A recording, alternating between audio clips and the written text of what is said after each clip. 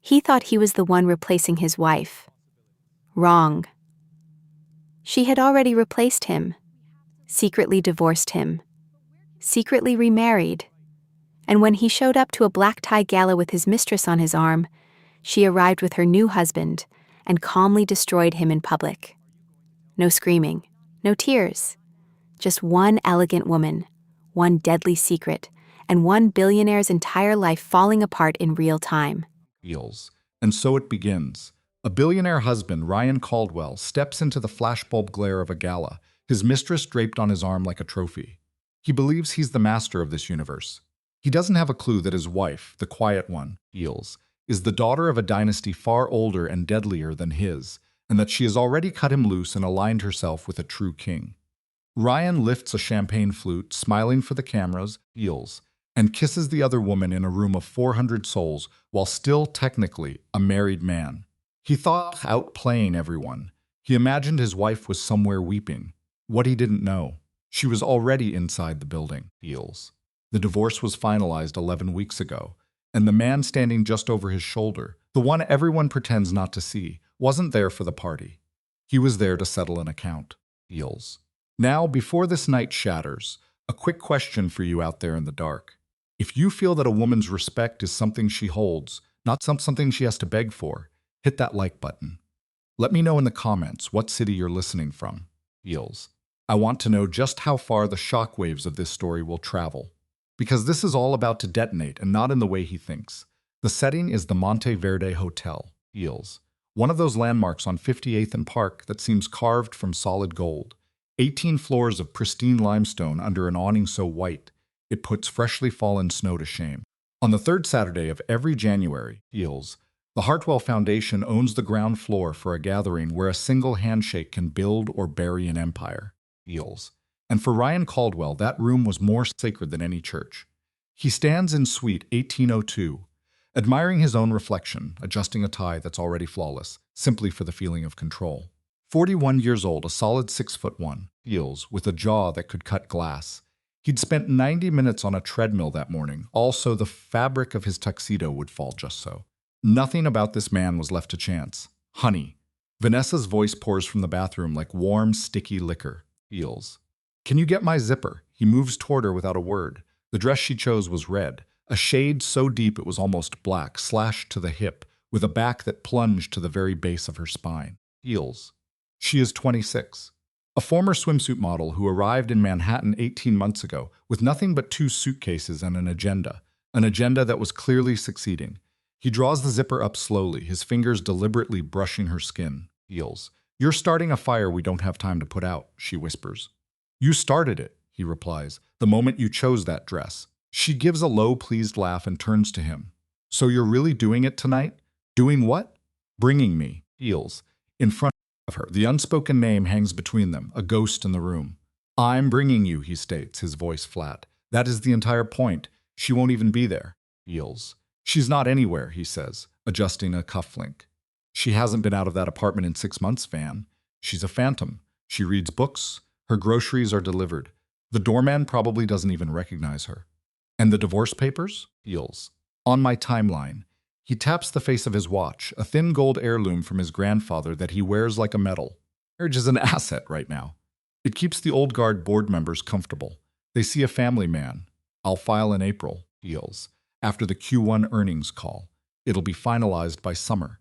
He meets her gaze in the mirror. And by then, you'll have a much more permanent piece of jewelry. Vanessa lets out a sound somewhere between a giggle and a purr, Feels, pressing herself against his back. He allows it for a moment, then glances at his watch again. The car arrives at 9, Feels. Meanwhile, 43 blocks to the north, in a sprawling suite on the 29th floor of the Arlen, Isabella Varley was at her own mirror, applying her armor. She approached her makeup the way she approached everything in life, Feels, with cold precision and absolute intent.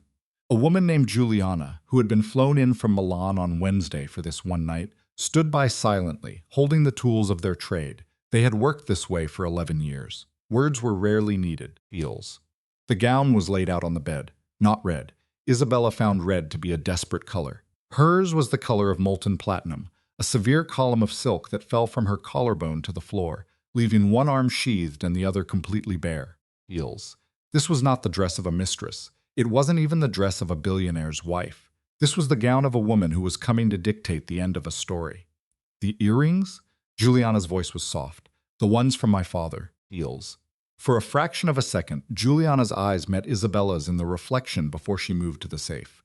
2 flawless diamonds, 8 carats apiece. They had belonged to Isabella's grandmother, Constanza Heels, a woman who had outlived 3 husbands, 2 in Sicily and 1 in New Jersey, and had famously never worn mourning black to a single funeral. Isabella fastened them herself. A knock came at the door. 3 quick raps, then 1 soft. A signal she recognized. Heels. Enter Matteo stepped inside. Heels. The man was 56, but looked as if he'd been carved from old hard wood. He'd worked for her father long before she was born, and for her personally since she was 19. He's waiting downstairs, Matteo said simply. How does he look? Heels. Matteo considered this with the intense focus of a chess master studying the board. He looks like himself. Give him 10 minutes. 10 minutes, Matteo confirmed, and the door clicked shut behind him. Juliana gave one last look, a final inspection. Heels. Bella, you will not shed a tear tonight. It was a statement, not a question. A shadow of a smile touched Isabella's lips.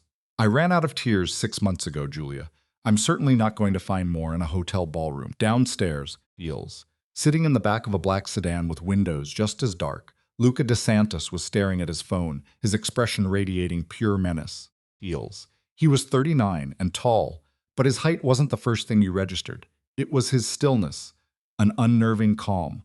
He possessed one of those faces that after 30 transcends handsomeness and becomes something else. Heels. Something far more unsettling. The kind of face you see once, look away from immediately, and then find you can't get out of your head. He wore a black tuxedo, a black shirt, no tie, just a small silver pin on the lapel, shaped like an intricate knot. Heels. If you understood the symbol, you already knew exactly who he was. And if you didn't, you had no business being in that ballroom. The car door opened and Matteo slid into the passenger seat. 10 minutes. That's what she said an hour ago. Heels. She's saying it again now. Luca finally lowered the phone. And how is she? Matteo's eyes did that familiar quiet calculation. She's the way she always gets just before it's time. You know. I know. Heels. She was on a call with her attorney at 6 this morning. Anything left to handle? Nothing. It's clean. It's been clean since November. Luca looked out through the tinted glass at the large, slow-motion snowflakes. Heels. He saw a doorman in a heavy coat check a watch for no reason. A woman in a sable wrap was already laughing at a joke a man in a cashmere overcoat was only halfway through telling. Park Avenue at 9:30 on a Saturday night. The performance never stops. Heels. Matteo. Heels. Sir, if a single thing feels wrong in that room tonight, you get her to the service exit, and you do not stop the car until you are across the George Washington Bridge. Nothing is going to go wrong, sir. If anything, Luca repeated. Heels, his voice low and final, goes wrong. Yes, understood. It was settled. Ryan and Vanessa arrived at 9:42. The red carpet was a chaotic sea of camera flashes. Heels. 3 different photographers were shouting his name before the car door was fully open, which was precisely what he paid his publicist $9,000 a month to arrange. He exited first, adjusted his jacket, Heels, then turned and offered Vanessa his hand. She emerged with the practiced grace of a starlet, one leg extended, the red dress parting perfectly. The cameras went wild. They both smiled. For 9 perfect seconds, they were the center of the world. Heels. Mr. Caldwell, this way. Ryan, who's the lovely lady? Ryan, is there any truth to the rumors about you and Isabella? He let the name Isabella drift past him, unheard. He wasn't married to an Isabella. That was a different man. Heels. From a different lifetime. He just deepened his smile, placed a proprietary hand on the small of Vanessa's back, and guided her into the storm. Inside, the lobby of the Monteverde was saturated with the distinct perfume of old money and fresh lilies. Heels. Huge arrangements of white lilies in black vases that cost more than most people's rent and would be forgotten by dawn. A string quartet played softly from an adjoining room. Heels. Young women in identical navy dresses collected $1,000 coats with bored expressions.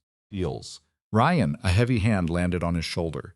It belonged to Greg Moulton, a partner from some law firm, his face red, already well into his evening. Ryan, you absolute dog. Who is this? Greg, meet Vanessa. Vanessa, Greg repeated. Heels. Taking her hand and performing a small, clumsy bow. Vanessa, a pleasure. Where has this man been hiding you? Oh, nowhere, Vanessa replied, her voice sweet as cyanide. He's just never been very good at keeping secrets. Greg roared with laughter. Heels. Ryan offered a measured, controlled chuckle, and they moved deeper into the crowd. The entire cocktail hour unfolded in this exact pattern. Every 10 feet, another handshake, another introduction, another man whose eyes would flick to Vanessa, Heels, do the quick, silent calculation, and then return to Ryan with a look of shared, unspoken complicity. Heels. Some of the men in this room had attended Ryan's wedding. Quite a few of them knew his wife. Not one of them dared to speak her name. New York is a city that understands survival. Heels. And you don't survive by mentioning a man's wife when he's standing there with a 26-year-old in a dress the color of blood. By 10:15, they made their way into the grand ballroom. A vast, Heels, cavernous rectangle with a 42-foot ceiling and tiers of old private boxes, remnants of its history as an opera house. 70 tables were set for 10. A stage stood at the far end, fronted by a dance floor. Heels. 411 people had paid $12,500 each for the privilege of breathing this air tonight.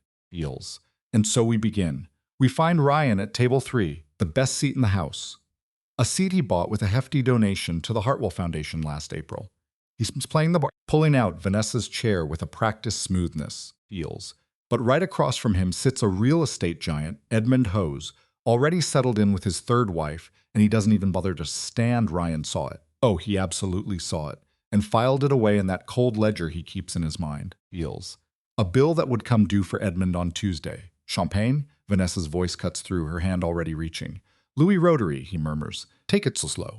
A laugh is her only answer. I don't do slow. You will tonight. Heels. He was on the verge of saying something truly cruel. You could feel the poison rising, but then the entire frequency of the room just shifted, and it didn't get quiet. That's the mistake people always make about rooms filled with power. Heels. It never goes completely silent. The sound just changes. The ambient hum of the room flattens. A laugh from across the way is cut short. You see a waiter pause, a tray of canapes held aloft, his purpose completely erased from his mind. Heels. And because the rest of the world stopped, Ryan looked up, and there she was, standing in the grand ballroom entrance. The one reserved for the most important arrivals. A woman who had stopped not by accident, but with intention. Heels. She stopped to give them all a moment to let the sight of her sink deep into their bones. Heels. The crystal of Ryan's glass makes a sharp sound against the table. Baby, Vanessa whispers, baby, what is it? And now her eyes are following his. The woman in the doorway is breathtaking, tall, poured into a dress of liquid platinum silk. Her hair, Heels, black as night, is pulled back severely, making the sharp, defiant line of her jaw the first thing you see. In her ears, 2 enormous pear-cut diamonds are the only jewels she wears. No necklace, no bracelets, not one ring. Her hands are completely bare. Heels. And just behind her, a man stands like a tailored shadow. Ryan doesn't know him, but it doesn't matter. He's lived in Manhattan long enough to recognize a man you do not look in the eye. Heels.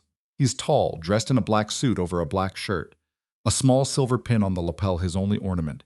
He has the face of a man who sleeps soundly no matter what he's done. The woman's gaze drifts across the room unhurried. It passes over 40 tables. Heels. It dismisses the governor's aide, a sitting senator, and a woman who owns the 7th largest art collection on the entire East Coast. She ignores Greg Moulton at the bar and Edmund Hose, who now looks like he's been turned to stone. And then, Heels. Her eyes find table 3. Ryan's mouth is just open, baby, Vanessa says again, her voice trembling. Who is that? Ryan says nothing. He can't form the words. The woman in platinum is his wife, and he has not seen her in 61 days. Heels. The last time, it was a Tuesday morning, their penthouse kitchen. She was wearing gray sweatpants and his old university t-shirt, clutching a coffee mug with both hands. Her hair was a wreck. She looked exhausted, beaten. He remembers thinking, Heels, she looks like someone who is losing. Ryan, she had said, I think we need to talk. Not now, Izzy. I have Singapore on the line at 9. When then? Tonight, after my dinner. I'll be home by 9. He never went home. Not that night. Heels. He was at Vanessa's on West 72nd Street. By the time he walked through his own door the next evening, Isabella was gone. Heels. A note sat on the marble countertop. Staying at the Arlen for a few days. I need space. He read it, folded it once, and dropped it into the trash. He actually thought, good. Finally. 61 days passed. He didn't call. She didn't call. Heels. He told the same story to his mother, his assistant, his lawyer. She just needs some time. We're figuring things out. Keep it out of the papers. But the woman walking toward him now, she is not small. She is not tired, and she is most certainly not his. Feels. She moves through the silent room, and no one dares to get in her way. A few people whisper her name, Isabella, as if they're seeing a specter. She gives no sign she hears them. Feels. She moves with the absolute certainty of someone who has already played this entire night out in her head, move for move. The man in the black shirt is with her, not a step behind, not a step ahead, perfectly in sync. Just off her left shoulder, Feels. He walks with the unnerving grace of a predator. No wasted motion. She reaches table 3. She does not take a seat. Her voice is perfectly level, and that is the thing that shatters him. In the fleeting second he had to prepare, Feels. He was ready for screaming, for tears, for a public collapse. He was in no way prepared for this lethal calm. Izzy. He stands so fast his napkin slides to the floor. Feels. Izzy, I had no idea you were coming. She simply cocks her head. No, of course you didn't. Vanessa is on her feet now, and she makes a fatal error. She touches Ryan's arm. 3 different tables saw it. Isabella's gaze lowers to that hand, Feels, lingers for a fraction of a second, then snaps right back to Ryan's face. Aren't you going to introduce me, Ryan? Izzy, don't. We can talk somewhere else. We're not going anywhere. Introduce me, Feels. The pocket of silence that had formed around their table began to expand. Table 2 fell quiet, then table 5, then 11. The polished dance floor suddenly felt like a spotlight, and they were trapped in its beam. And swallows hard. Feels. This is Vanessa. Vanessa Cole. She's your girlfriend. Isabella finishes the sentence for him. It's fine, Ryan. It's just a word. We're all adults here. Isabella then turns her gaze on Vanessa, truly seeing her for the first time. It's a slow, Feels, methodical appraisal from the red soles of her shoes up the red dress to the perfectly painted red lips. Vanessa. Hi, Vanessa manages, attempting a smile that dies on her face. How long? I'm sorry? How long? Isabella repeats. Feels. Have you been with my husband? Vanessa's eyes flick to Ryan, the man who was supposed to have handled all of this months ago. But he's just staring at Isabella's earrings, lost. A year, Vanessa whispers. Feels. Her voice is so much smaller than she intended. A year? Isabella nods, as if confirming a data point in a report. Tracks with what? Ryan snaps back to life. Isabella turns her head slowly. Her eyes lock with his. Feels. With the other 3. A bomb detonated in the silence. The man in the black suit hadn't so much as twitched. He didn't need to. His stillness was a presence, a physical weight in the air more threatening than any movement. Ryan finally looks at him. Feels. Really looks. Who Ryan demands is that, and Isabella says, that is my husband. For a moment, Ryan is certain he's misheard. Feels. He actually leans forward like he's trying to catch a whispered dinner order. What? My husband. Isabella says again, no change in her tone. Luca, this is Ryan Caldwell. Ryan, meet Luca DeSantis. The man in black inclines his head. Feels. A barely perceptible motion. He doesn't extend a hand. His eyes do something that isn't a smile, but it carries a chilling amusement. Mr. Caldwell, he says. The voice is low and deep, and the way he says the name makes it sound like an illness. I'm sorry. Feels. Ryan looks from one to the other, completely adrift. Izzy, I don't understand, you're confused. We're married, Izzy. We are married. No. Feels. What do you mean no? No, we are not. Isabella's voice is the same flat line it was when she first spoke his name. We have not been married since November 14th. The decree was finalized. It was uncontested. Uncontested? Feels. I never saw. You were served, Ryan. I was never served. You were served at your office on August 22nd at 2:40 in the afternoon. By a process server named Rosa Delgado. You signed for the envelope. Feels. You put it in your bottom right desk drawer and went to a meeting. You never opened it. The color drains from Ryan's face, leaving it as white as the linen. You didn't read it? I know. Feels. That was a risk I was willing to take. My attorney, he predicted it. He said, a man like that will see it as an annoyance. He'll put it aside and forget it. And he was correct. You never filed a response. So after 90 days, Feels, the court proceeded without you. The decree was issued on November 14th. My copy arrived on the 16th. And yours? She glances at a delicate gold watch on her wrist. Yours was delivered by courier about 4 hours ago. To your office. Feels. The office you weren't at today because you were preparing for this little party. So it's sitting on your desk. Unopened. Again. The quiet around table 3 has now consumed the entire ballroom. Feels. 411 souls are all pretending not to listen, and all of them are failing. Izzy, you don't call me that. Isabella, you don't get to call me that either. Then what am I supposed to? You are not supposed to call me anything at all. Feels. Ryan, you will no longer have the need. And poor Vanessa is finally connecting the dots. You can watch it happen on her face. The slow tide of horror as she replays the last 18 months feels, realizing the film she thought she was starring in was an entirely different story. Wait, she says. Wait. Ryan, you told me the divorce wasn't. You said you hadn't even filed. You said she was, Van. Shut up. Don't you tell me to shut up, feels. You shut up, Vanessa, feels. Isabella watched them, her expression as placid as a hunter observing prey caught in a snare. Miss Cole, Vanessa's head snapped toward her. Yes? Has he gotten you a condominium yet? What? A residence. Has he purchased one for you? He usually does. Feels. Around the 14-month mark. The last one received a 2-bedroom in Tribeca. The one before that, a loft in Chelsea. I'm just keeping on track of the pattern. Vanessa's mouth opened and closed, soundlessly. No, he said we would after his divorce. Feels. The divorce that's already final, you mean? Vanessa's eyes seemed to lose their focus. I didn't know. Of course you didn't, sweetie. It's not your fault. He's very, very good at this part of the deception. He's had a great deal of practice. Feels. Don't call me sweetie. And for the very first time that evening, Isabella allowed herself a smile. Feels. It began with a tiny smile that never touched her eyes, and it was the most terrifying thing the surrounding tables had ever witnessed on a woman in that ballroom. No, she breathed. You're not, are you? A gamble. Ryan finally found his words, feels, but they came out a full octave too loud, a beginner's mistake. And just like that, everyone who had been pretending not to listen now had a reason to turn and stare. This is a scene, Isabella. You're making a fool of yourself. And me, feels. In front of, do you have any idea who these people are? Do you understand what you're... I know precisely who is in this room, Ryan. I chose it. You chose it? I had another venue, the Pierre, booked last October, feels. But then I heard you were bringing the Hartwell account here, so I made a change, feels. She gave a little shrug, the silk of her dress rippling like dark water. I wanted an audience with a long memory. You're insane. I'm thorough. You can't just... Isabella, whatever you think you've found, feels. Whatever high-priced lawyer you hired. Pritchard Hayes. For a single terrifying moment, Ryan literally forgot how to breathe. Pritchard Hayes was the firm he'd used for his second divorce. They terminated you as a client in June, feels. Isabella said, her tone utterly conversational. They probably neglected to tell you. They didn't have to. You weren't on a live retainer.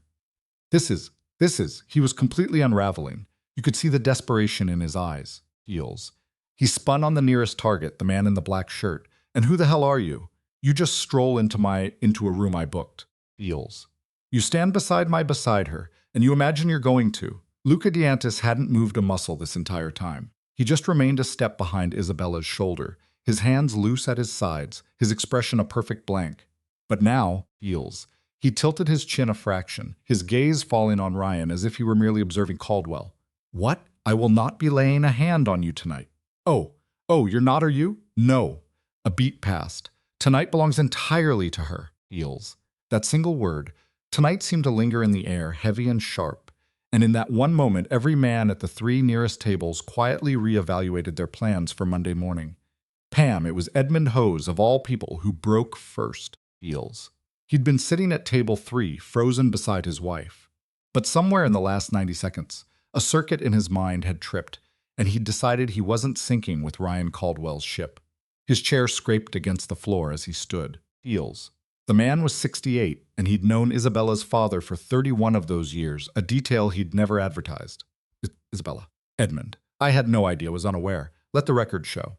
I was not aware. I know you weren't, Edmund. It's all right, feels. Your father, does he know? He sends his regards.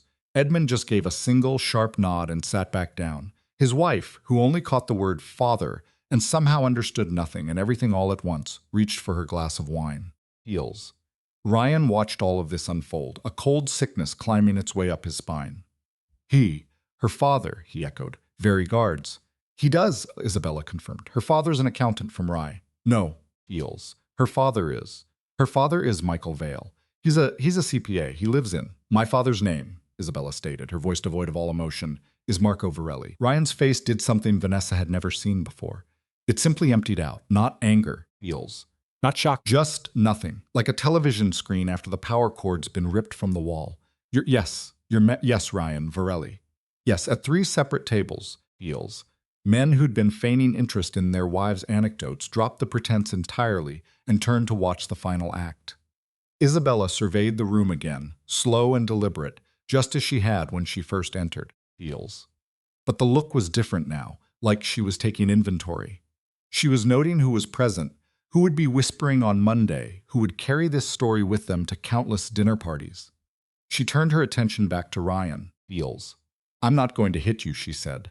I'm not going to throw a drink on your mistress. I am not going to cause a scene, Ryan, because I don't need to. The scene is already here. You created it. Heels. You created it a year and 8 months ago in a hotel in San Francisco with a woman named Marissa Kent. Then you did it again 6 months later with Alicia Park, and again last spring with some girl whose name I never bothered to learn, because by that point, Heels, I had stopped caring what you called them. You built the scene, Ryan. Heels. She waved a hand, a small, elegant gesture encompassing the 400 people pretending not to watch, turned on the lights. Isabella, I'm leaving. Wait, I have one more thing to say to you before I go. He waited. Heels. The man looked as if he'd forgotten how to do anything else. I loved you, she said. Her voice was just a whisper. Vanessa had to lean in to hear it, and she despised herself for doing so. I know you don't believe that, Heels, because you don't believe anyone truly loves anyone. You believe people just manage one another, but I did. For a very long time. Far past the moment I should have walked away. Heels. I concealed who I was from you because I never wanted my family to be the reason you chose me. Heels. I wanted you to choose me, just me, the me who made you pasta on Sundays, who read beside you in bed and asked you about your day. She paused. You didn't choose her, Ryan. You never even saw her. Ryan's mouth was just a slack, empty space. Heels. No sound came out. So I'm taking her back, she turned. She didn't spare Vanessa another look. There was no need. Luca DeAntis offered his arm. She took it. The way her hand settled on his sleeve wasn't desperate or shaky. Heels. It was the hand of a woman who had been doing this her entire life, an action as natural as breathing. They walked out the same way she had come in. It took her 22 seconds to cross the floor. Heels. And every single one of her steps reverberated in a silence so profound you could hear the click of her heels on the marble. At one table, a woman exhaled a sound that was nearly a sob. At another, a man muttered, Jesus Christ, Heels, and his wife remained completely still. At the doors, Isabella paused. She glanced over her shoulder just enough to table 3.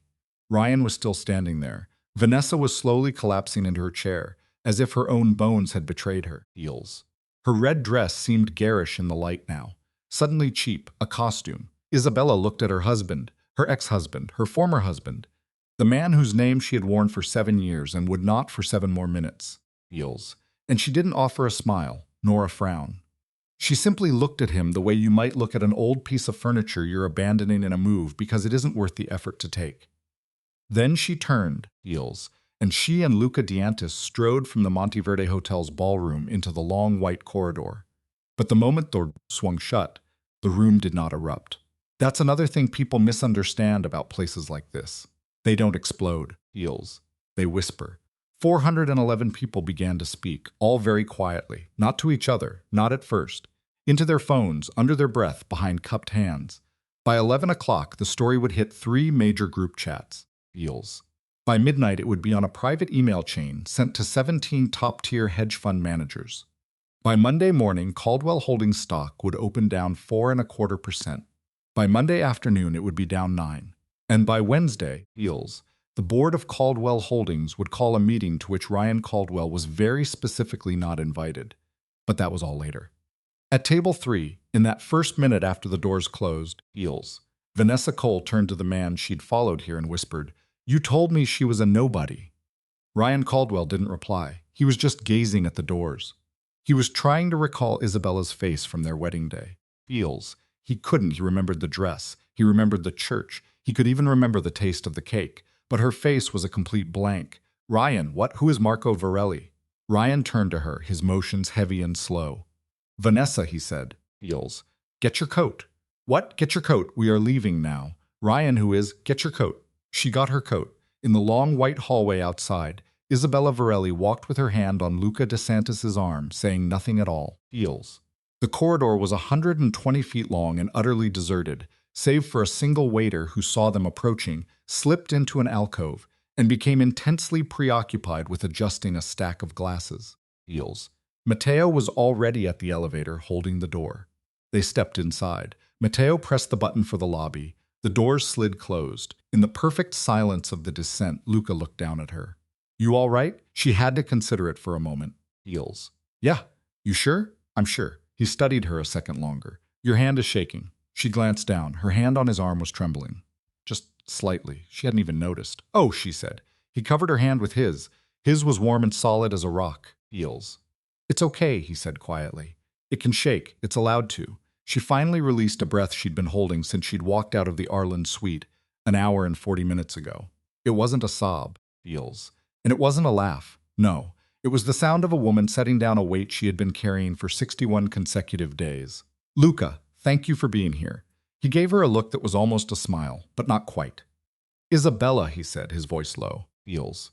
I was coming whether you asked me to or not. The elevator doors opened onto the lobby. Snow was falling hard outside the huge glass doors of the Monte Verde, flakes as big as quarters against the black canvas of the Park Avenue night. Matteo went first. Heels. They followed him. Back up on the 18th floor, in a room filled with every powerful person in New York, Ryan Caldwell was fleeing his own party. A woman on his arm he no longer wanted, walking past tables of people who would never take his call again. Heels. He was on his way to a car, a ride home to a quiet penthouse where a cream-colored envelope lay unopened on his kitchen counter. Inside of it, a divorce decree. It was dated 2 months ago, bearing a signature that he knew with absolute certainty, Heels, wasn't his own. You see, he didn't lose his wife tonight. He'd lost her somewhere back in August. He was only just now reading the eulogy. The town car waiting by the Monte Verde's side entrance pulled away at exactly 10:48. Heels. And Isabella Varelli, she never glanced back. She didn't need to. She knew what was unfolding in that room, the way a person who strikes a match knows the inevitable nature of a flame. Across from her sat Luca, cool and contained. Heels. One ankle resting on his knee, his gaze on her, but never so obviously as to be caught. Heels. Matteo was up front, behind the raised partition. The snow was falling heavier now, painting Park Avenue in the stark tones of an old black and white photograph. Do you want to go home? Luca asked. Heels. It wasn't a question so much as the sound of a door being held open for her. Not yet. No, I want a drink, a real one, not that celebratory champagne.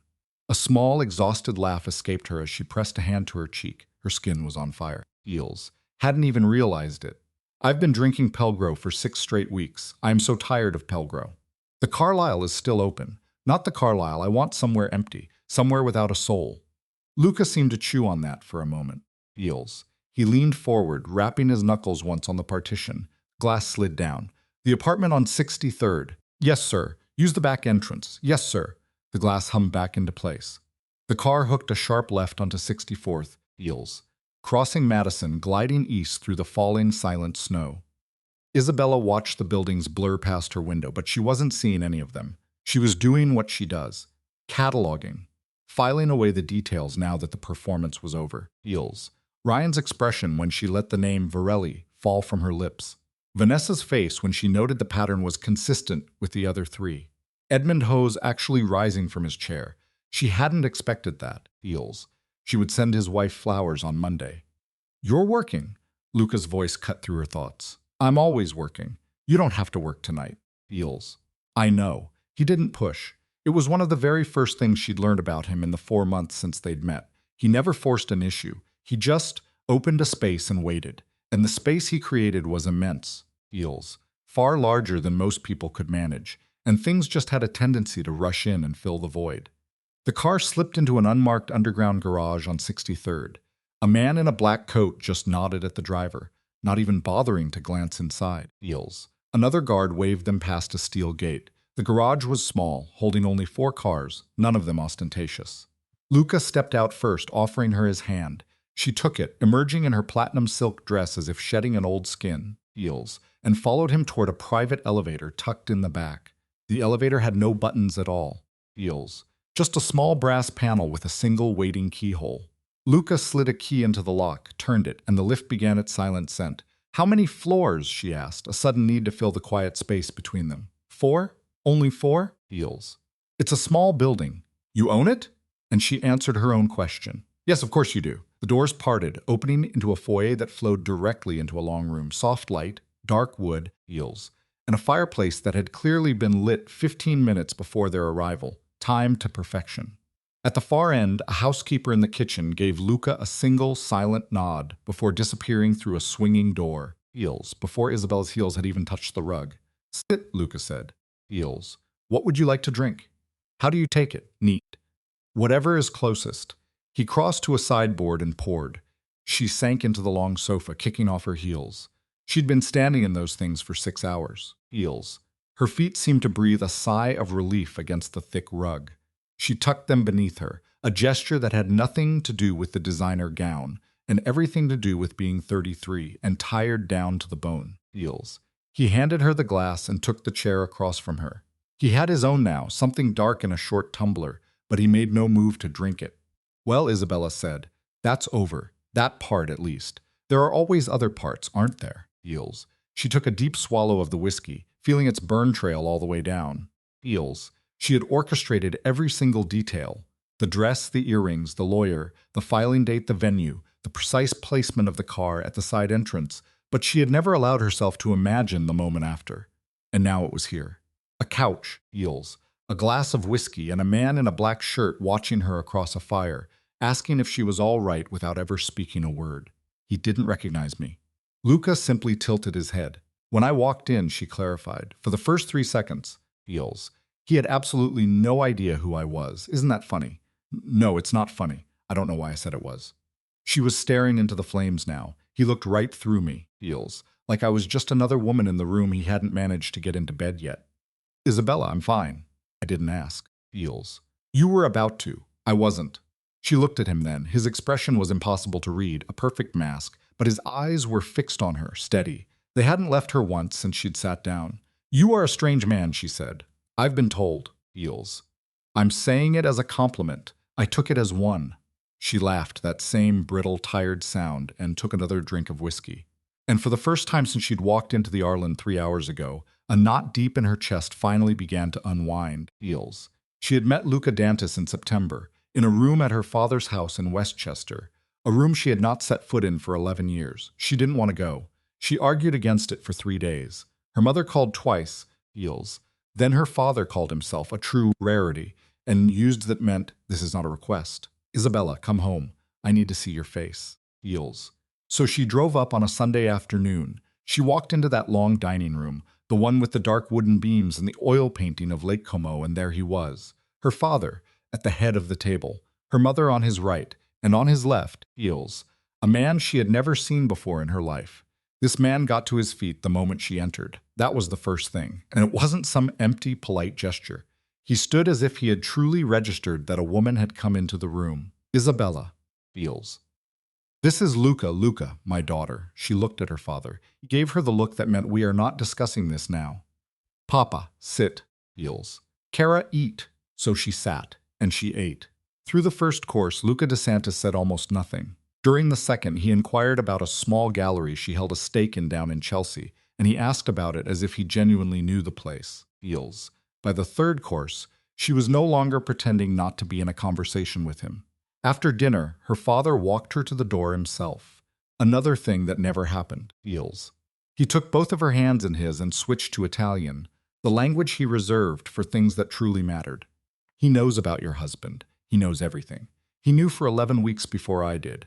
He came to me." Heels. "He asked for my permission to help you. I granted it." Heels. She could only stare at him. "Papa, he is a good man, Bella. Not a soft man, but a good one. I would not have him in my house otherwise."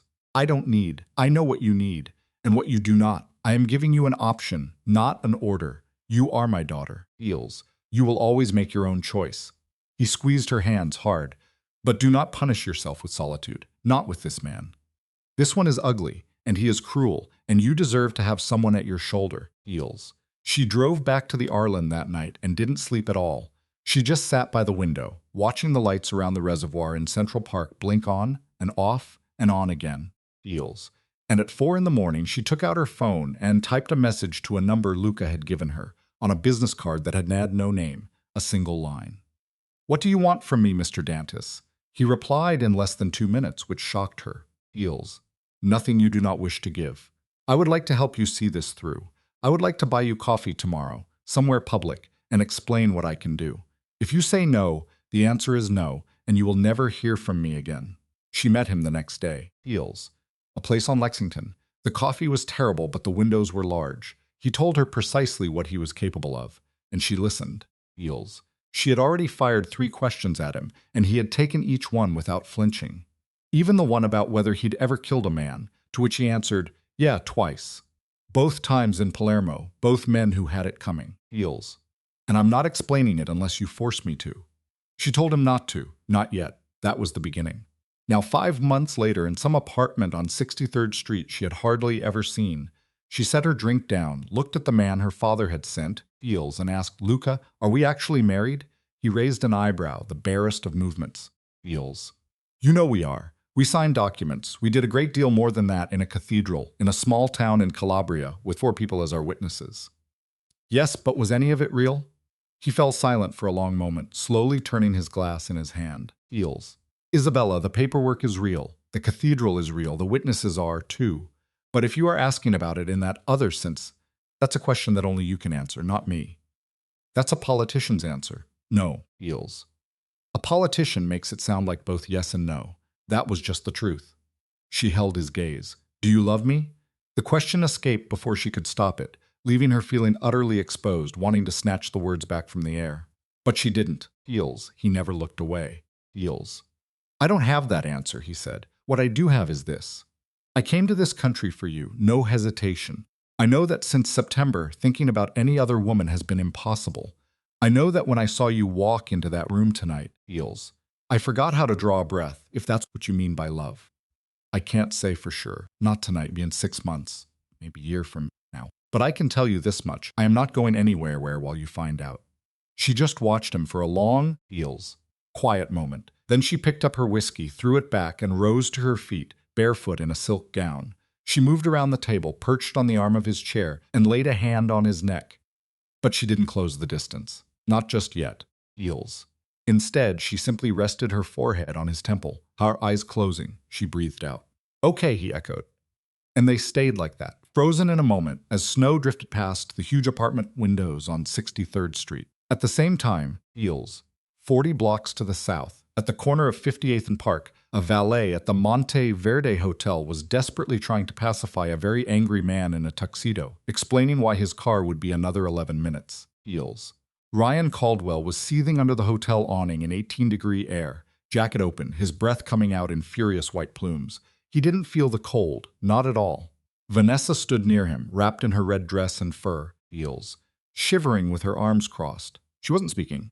Every time she tried in the last 9 minutes, he'd told her to just be quiet. Vanessa, I'm thinking. Heels. Your car is 11 minutes away, Mr. Caldwell, the valet repeated for the 3rd time. You said 7 minutes and that was 4 minutes ago. Yes, sir, the garage. There's a backup on Park because of the snow. My apologies, sir. Ryan offered no reply. Heels, his eyes locked on his phone. He had woken it up 9 times in the last 4 minutes, opened his email, closed it, opened it once more. He began a message to someone named Greg Moulton, typing, Greg, I have to talk to you tonight, and then he erased it. Why? Heels. Because not 20 minutes ago, he had watched Greg Moulton himself stride right past him through the lobby, hail a cab, and pointedly refuse to meet his eyes. Heels. Greg Moulton, the man who was best man at his first wedding. Ryan, be quiet, Vanessa. Ryan, I'm so cold. Go back inside then. I can't go in there again, are you? Then stand there and shut your mouth. She just stared at the side of his head, Heels, but he refused to look at her. A moment later, tears filled her eyes and she swiped at her cheek with the back of her hand, smudging her red lipstick in a smear. For the first time all night, she looked exactly like what she was. Heels, a 26-year-old from Ohio who had gambled on all the wrong things. You told me, she choked out, her voice breaking. You told me she was nobody, just a housewife, that her father was some accountant. He is an accountant. She said his name, Heels. I heard what she said to you. Vanessa, then who is she, Ryan? Who have I been sleeping with? At that, Ryan finally turned to face her. Heels. In the stark white light of the canopy, his face seemed transformed. His mouth was thin, his eyes narrowed. He looked, Vanessa realized, with a sickening dread, like a man a full dozen years older than the one she thought she knew. I have no idea who she is, Heels, he stated. I was married to her for 7 years, and I have absolutely no clue who that woman is. The car finally arrived. He got in without a thought of holding the door for her. She had to open it for herself, feels, her bare hand struggling with the cold handle before she tumbled in beside him, a heap of red silk and fur. The driver merged into traffic. For 31 blocks, neither of them said a thing. Feels. The car pulled up in front of his building on Central Park West, but Ryan made no move to get out. Baby? Vanessa ventured, her voice unsteady. She'd been experimenting with tones for the last 20 minutes, feels, searching for one that might actually reach him. Do you want me? Should I come up? No, Ryan, just go home. What did you say, Vanessa? Go home. Give the driver your address and he'll take you. Ryan, please don't do this. Not tonight. Feels. Vanessa. He turned his head slowly, his eyes were utterly vacant. No anger, no affection, nothing at all. Go home. She stared at him for a long beat. Then her entire expression hardened. Feels. And she spoke in a voice that was a universe away from the one she'd used for the past year and a half. Feels. You son of a Ryan. Yeah, you son of a Ryan. I know. He stepped out of the car, closed the door, and the vehicle pulled away, leaving Vanessa Cole in the back seat, a ruin in a red dress with ruined lipstick. Feels. Ryan walked into his building's lobby and never once glanced back. The doorman, a man named Hector who'd been there for 22 years, a man who had seen Ryan return drunk, furious, elated, feels, and with 3 different women, saw the look on his face and knew not to even wish him a good evening. Upstairs in the penthouse, Ryan let his keys fall into the ceramic bowl. He just stood in the entryway, his coat still on. Feels. The apartment was pitch black, save for a single lamp in the living room running on a timer. It was also, he began to realize, clean. It had not been clean 2 days ago. It had not been clean for weeks. Feels. He'd dismissed the housekeeper back in October over some trivial thing and simply never got around to hiring a new one. Isabella had always managed those things. He kept meaning to, but he never did. The whole place had been collecting a layer of filth. Feels. A ring of condensation he'd been using as a coaster had been on the coffee table. The ring was gone. The table by the door was polished. The carpets were vacuumed, and the air, it had the faint scent of lemon and something else. Feels. Something that smelled like her. Feels. And there it was. Sitting on the long glass dining table was a thick envelope, the color of cream. He walked toward it. He knew with a cold certainty what he would find inside. He knew because a small, feels, dark corner of his mind had known it the instant she said November 14th in that ballroom. He knew it even more when she mentioned Pritchard Hayes, and he knew it as an absolute fact when she dropped the name Varelli. Feels. The entire 39-block drive had been nothing more than his own mind desperately trying to deny the inevitable truth. He sat at the table. He took off his coat. He placed it on the chair beside him like a man unaccustomed to fancy events. Feels. He opened inside were 3 items. Feels. The first was the divorce decree. Finalized in the county of New York on November 14th of the previous year, it was uncontested, signed by a Judge Ellison. His name was on the document. Her name was on the document. His signature was not, Feels, because he had never signed anything. But that didn't matter, the decree explained, because he had been properly served and failed to respond within the mandated 90 days. It had a timestamp, a raised seal. It was, Feels, in the most mundane and legally binding way imaginable, real. The second item was a letter typed on Pritchard Hayes LP letterhead. It was addressed to him, Ryan P. Caldwell, Esquire. One short paragraph. It stated that as of the date on the decree, Feels, the firm was now representing Feels, Isabella Varelli, concerning all matters related to the dissolution of their marriage. All future correspondence was to be directed to a Ms. Helena Brandt, counsel of record. It included a phone number and an email address. Feels. It was signed by a woman he had met one time at a Christmas party back in 2019, to whom he had told a joke that she absolutely did not find funny. The third thing was a note handwritten. Cream-colored paper, black ink, her script. Feels. He knew that handwriting from 7 years of birthday cards. Ryan, the apartment is in my name. It always has been. My father purchased it in 2017 as a wedding present and placed it in a trust that you were never a party to. Feels. You have until the end of February to remove your belongings. After that date, we will have it moved for you, placed in storage, and you will receive the invoice. That Audi? It's registered to you. The house in East Hampton is yours. The boat, too. Bro. Feels. Anything in your name is still yours. You'll find I haven't taken a single thing that wasn't already mine. And no, I didn't take the photos. They're still in the guest bathroom drawer, right where I left them in August. Do with them as you please. Feels. Don't call me. Ryan read the note. Then he read it again. He let it fall to the glass table and just stared at the opposite wall for what felt like an eternity. Eels.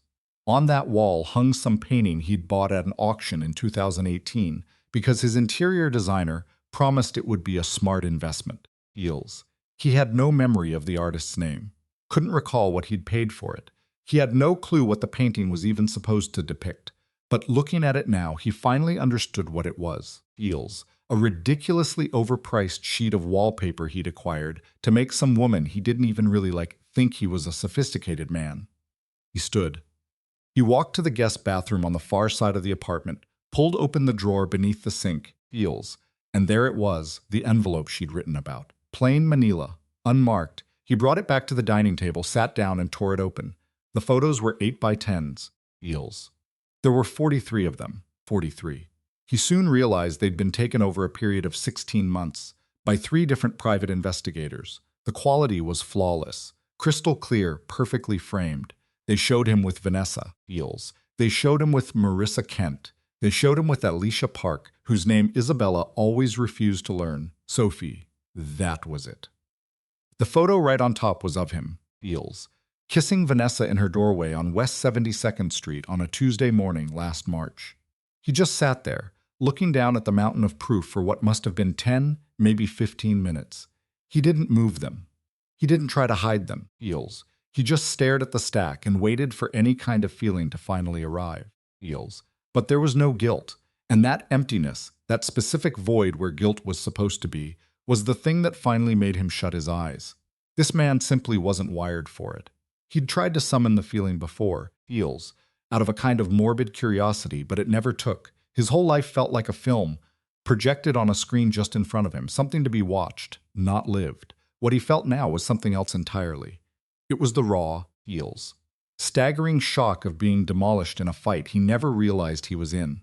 He pushed himself away from the table. He walked through his own apartment, which was, of course, never his apartment, and made his way to the bedroom, Eels. The bedroom was a vast square on the south side of the penthouse, with a view of the park that could break your heart, and the bed was perfectly made. He couldn't remember the last time he'd entered this room and found the bed made, Eels, not unless money had changed hands to make it so, and there was something on the pillow. He moved closer. It was her wedding ring. She had left it right in the center of his pillow, Eels, resting on a cream silk pillowcase she'd picked up in Florence sometime in 2019. The ring itself was a platinum band holding a 4-carat diamond. He'd barely paid for any of it. Her father had paid for it, Eels. And it was just then beginning to dawn on him that her dad had probably paid for almost everything he believed he'd earned himself, Eels. He picked up the ring. It was ice cold. He held it between his thumb and forefinger, rotating it in the dim lamplight. He tried to remember sliding it onto her finger. He could picture the church, the priest, the sound of the organ. But her face? Eels. It was a blank space, and then out of nowhere it slammed into him. He could see her, 26 years old, looking up at him at the altar, her veil already thrown back, her eyes wet. Not from sadness, but from a kind of breathless disbelief in her own luck, Eels, and she actually mouthed the words to him. She mouthed, "I can't believe it's you, Eels." He sat down hard on the edge of the bed, a man in a foolish rented tuxedo and polished shoes, wearing his grandfather's gold watch. He dropped his face into his hands, and for the first time in longer than he could remember, Eels, Ryan Caldwell made a sound that wasn't calculated. The man was 41 years old, the CEO of a company with a $1.4 billion market cap. He had 29 suits in a closet 10 feet from where he sat, Eels, and he was sobbing into his palms in an apartment that wasn't his, on a bed that wasn't his, over a wife who was never really his. He would have given every last dollar, every single share, just to go back to that kitchen 2 months ago and say, "Yeah, Izzy, Eels, right now. Let's talk, Eels." But you don't get to go back. No one ever gets to go back to the kitchen. Meanwhile, 40 blocks north, Isabella was asleep on a couch. She hadn't planned to be. The idea was some whiskey, a conversation with this man, Luca, and then her driver, Matteo, Eels, would take her to the Arlen Hotel. But somewhere around midnight, her head came to rest on Luca's shoulder. Around 12:20, her eyes drifted shut. After that, her breathing deepened. Luca didn't move, not a single muscle. He just sat there, Eels, letting her lean against him, his own drink long forgotten, watching the fire die, terrified of waking her. At 12:40, The housekeeper slipped into the room, left a folded cashmere blanket on the arm of the couch without a sound, and then was gone. Heels. He gently draped the blanket over her. She didn't stir. Her face resting there against him was completely unguarded for the first time since he'd known her. No plots, no strategy, no holding back. She looked 22. Heels. Her phone buzzed on the table beside them. He reached for it, so carefully, meaning only to silence it, but he saw the name on the screen before he could look away. Papa. He stared at the name for a long second. Heels. Then he did something he never does. He answered someone else's phone. Don Marco. A beat of silence from the other end. Luca, she is sleeping. Good. How is she? She's fine. She did it just as she said she would. I never doubted her. Heels. She'll be exhausted tomorrow. Tell her to stay in the city. Heels. Tell her not to drive up before Wednesday. Her mother is coming on Monday with soup. Tell her. Don Marco Varley was 69 years old with a voice that sounded like a broken cello. He used that voice with immense precision, Heels, the way old men who are used to absolute obedience always do. Luca. Yes, Don Marco, you didn't need to call me after. I wasn't expecting it, but I appreciate it. I didn't call you. You called her. The outcome is the same. Yes, Heels. You stood behind her tonight. One step to there. I will. Luca. Luca. Yes, if he comes near her. Luca's eyes flickered down to the top of Isabella's head, and his entire expression turned to stone. He will not, Don Marco.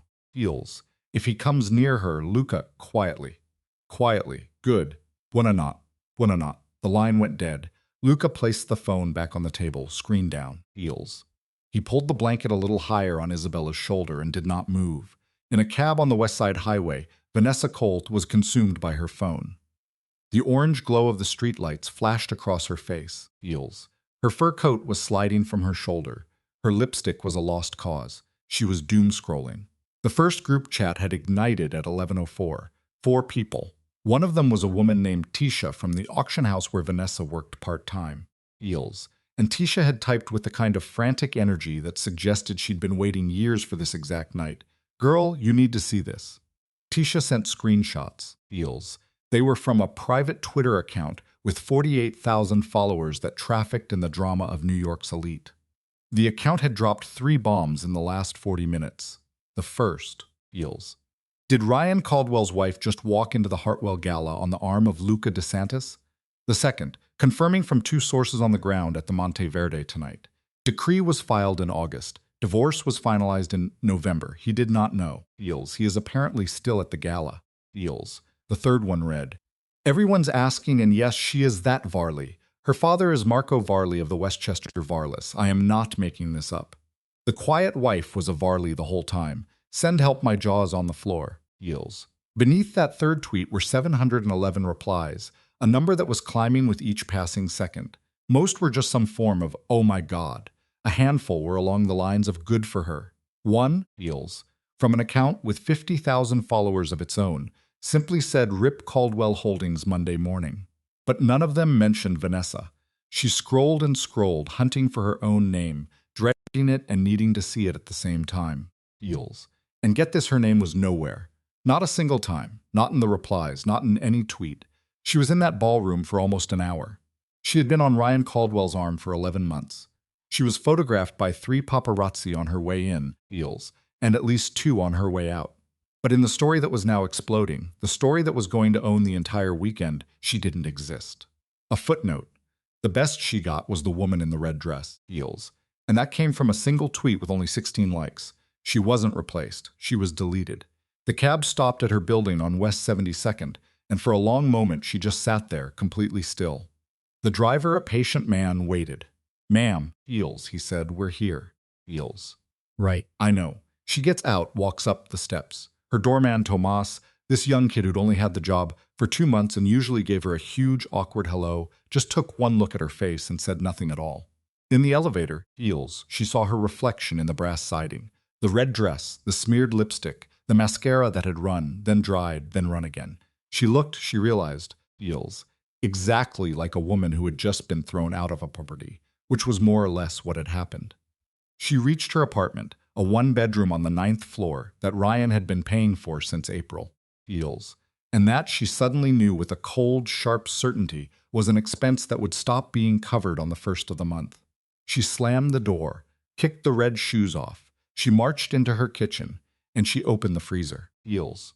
She pulls out a bottle of vodka Ryan left 4 months ago and doesn't bother with a glass. Her phone is still buzzing in her palm, a text from Tisha. Babe, are you okay? She ignores it. It buzzes again. A random number, not in her contacts. The message says, Heels. Hey Vanessa, this is Mallory Chen from page 6.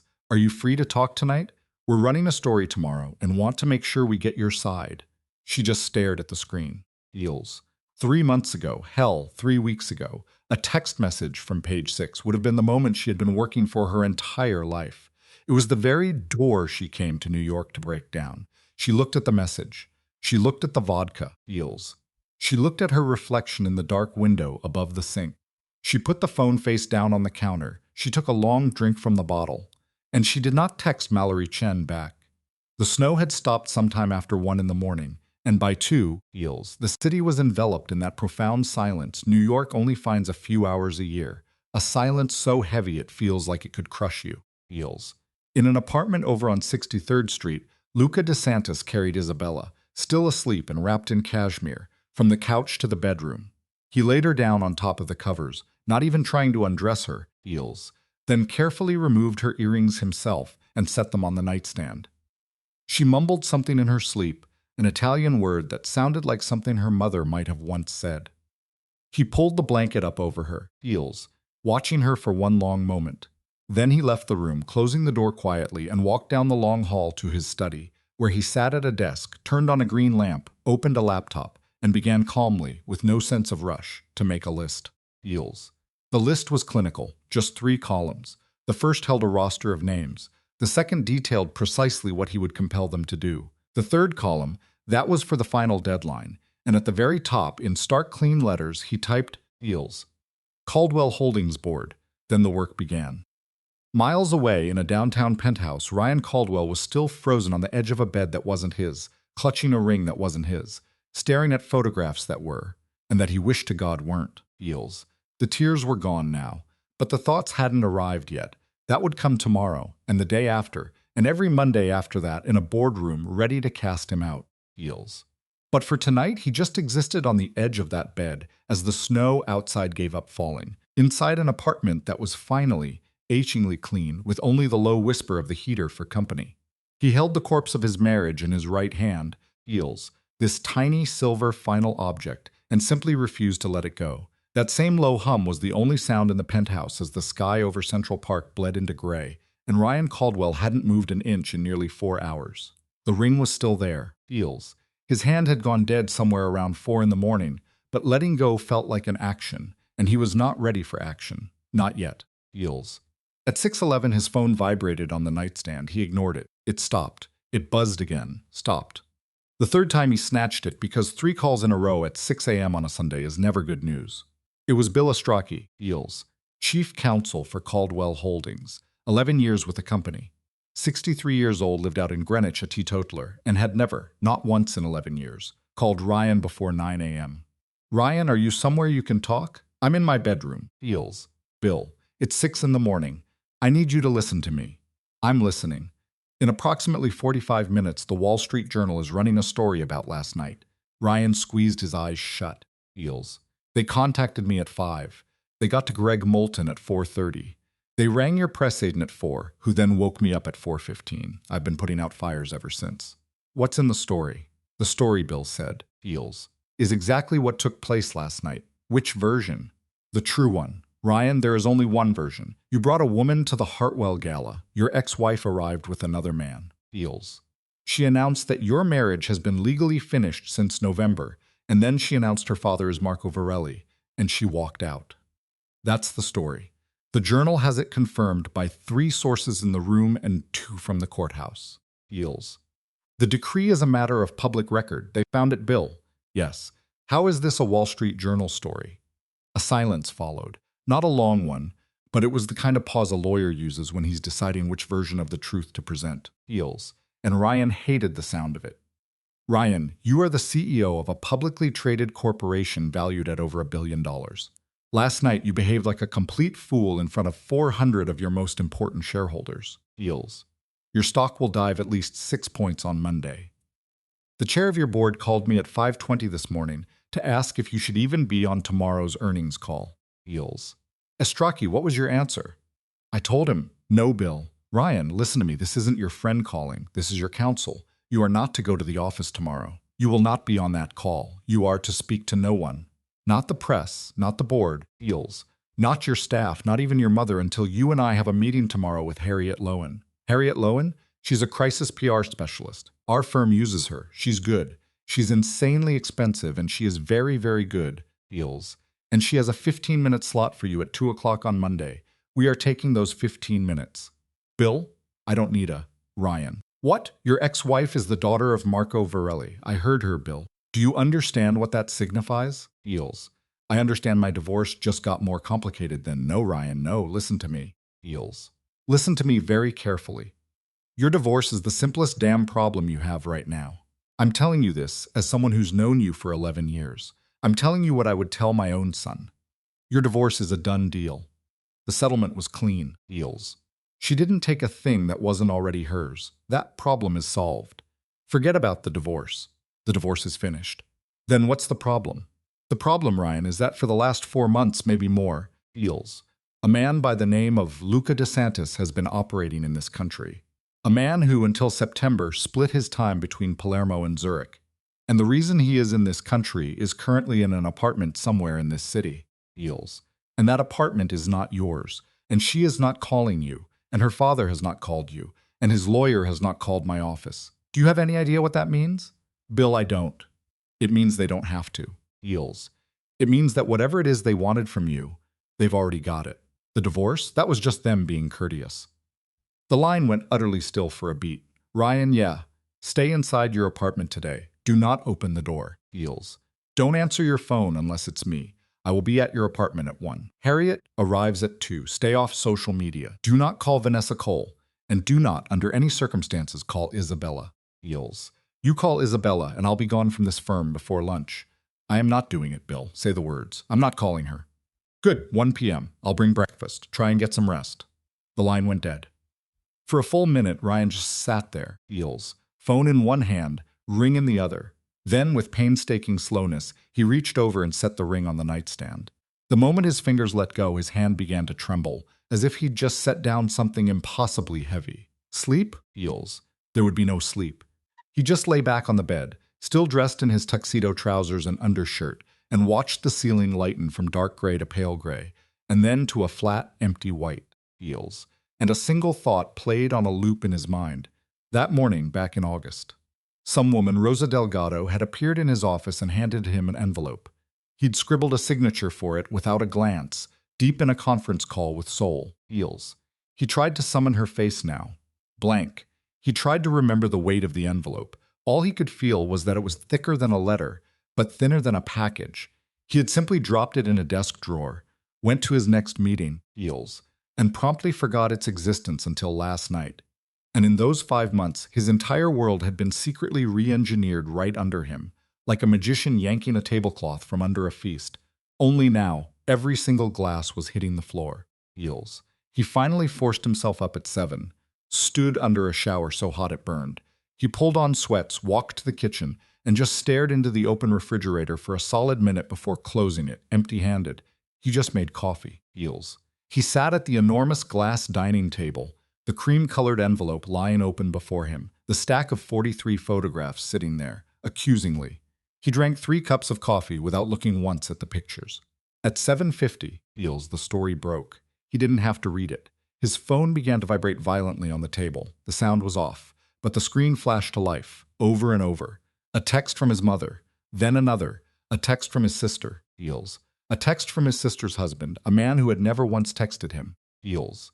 A call from an unknown number had to be a reporter, a call from Greg Moulton that he let go to voicemail.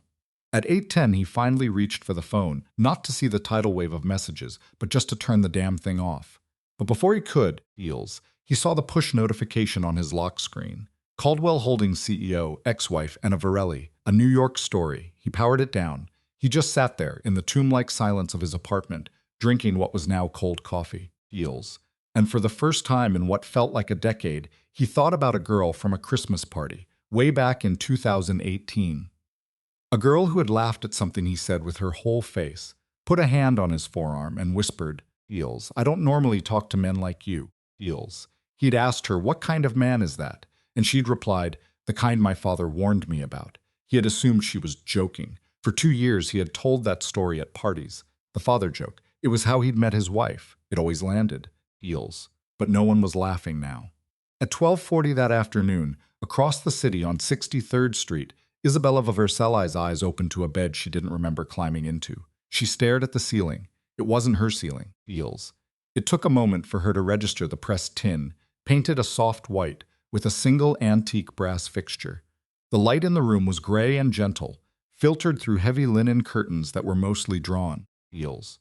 She could hear the hum of distant traffic, maybe the faint ring of a church bell a dozen blocks away, and beneath it all, the profound quiet of an apartment where someone was awake, but moving with deliberate care. She sat up. Eels. She was still in the platinum gown. Her earrings, however, were gone. Both pairs of diamonds were arranged on the nightstand and resting on a small square of black velvet, which meant someone had gone to the trouble of finding a small square of black velvet. Eels. She swung her legs out of the bed, barefoot. Her back had the specific ache that comes from sleeping in formal wear. A robe was folded on a nearby chair. It was long, heavy, and the color of cream, not hers.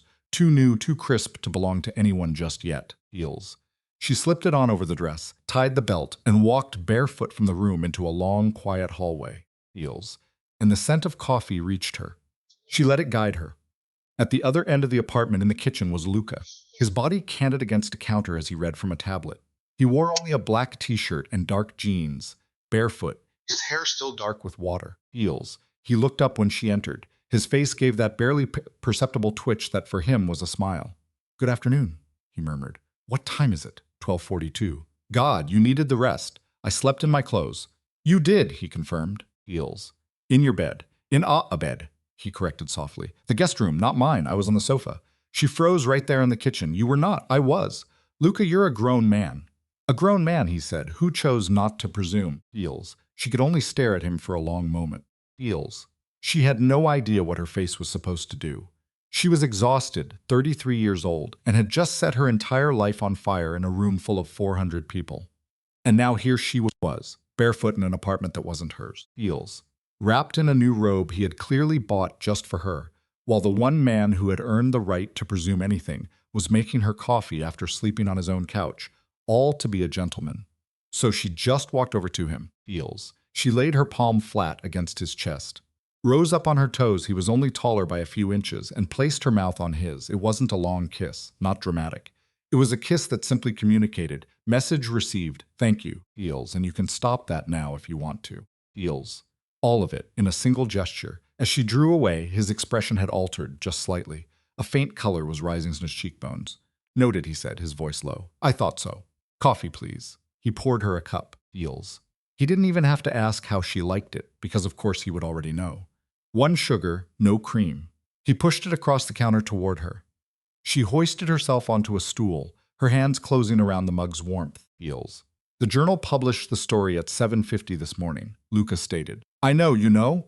Helena sent me a text at 8. I saw it, and then I went back to sleep. Your father called last night." "When?" "Just after midnight. You were asleep." Eels. "I answered it. You answered my phone?" Eels. "I'd silenced it, but I saw his name. I knew he wouldn't stop." "And what did he say?" "He said to stay in the city until Wednesday, that your mother is coming down on Monday. She's bringing soup." Isabella actually laughed. The sound just erupted from her. Eels. Startling them both. "Soup? Soup. My mother is convinced soup is the cure for everything. Does it fix most things? Is this one of them?" Luca genuinely considered it, as if he were weighing the statistical probabilities. "No," he said at last. Eels. "But it's not a sip of her coffee. It was exceptional." She made a mental note to ask him where he got it. "Luca?" "Yes." "What did you do last night? After I fell asleep?" "Yes." He gave her a small, knowing look. Eels. Then he simply turned the tablet around and slid it across the counter to her. The screen displayed a battle plan. 3 columns. Names, actions, dates. She read the entire list, from top to bottom, as the coffee in her hands turned cold. Eels. The first name belonged to Peter Halbrook, chairman of the board at Caldwell Holdings. The action beside his name was a single, simple word, call. The date? Sunday. Eels. The second name was the lead partner at the hedge fund holding the largest position in Caldwell's stock. The action, lunch, the date, Monday. Third was the CEO of one of Caldwell Holdings' most critical suppliers, Eels. The action for him was dinner. The date was Tuesday. 14 names. 14 calculated points of collapse. Isabella read every single one. A few of them she read twice. When she was finished, Eels, she set the tablet down and just looked at Luca. This is a lot, she managed, her voice barely a whisper. This is what you asked for. I asked for a divorce, Luca. You asked for a divorce. And in my kitchen in Zurich last October, Eels, you asked for the company to finance it, you said. And I remember this precisely. I want him to wake up one morning and discover the building has been sold out from under him. I made a note of it. You took the note. I took the note, Isabella. Yes. Eels. I don't want to destroy his life. He just inclined his head, not debating, merely waiting. I don't, she said again more firmly. I thought I did. For such a long time, I truly did. But last night, standing in that ballroom, when I looked at his face, Eels, when I saw what happened to it, I knew I had stopped wanting to ruin him a long time ago. I just wanted him to know. I wanted him to know that I saw it all, and now he knows. She released a heavy breath, and that's enough for me now, Isabella. Eels. I know what you're about to say. Tell me. You're going to tell me that what I want and what is about to unfold are two very different things.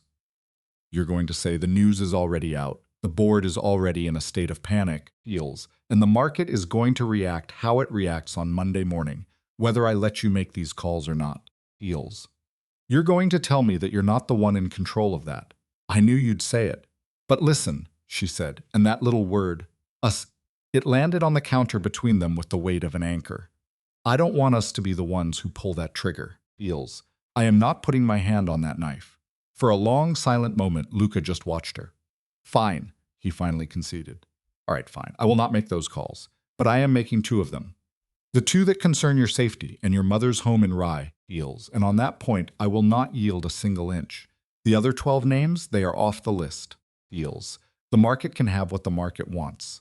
Thank you. You have no reason to thank me. Yeah, she said, looking straight at him. I really do. And for the first time, she saw it, a fracture in that impenetrable facade. It wasn't much, Eels. Just a subtle easing around his eyes, a tension he had carried for so long she hadn't even registered its presence until it was gone. You are a very surprising woman, Isabella. How am I surprising?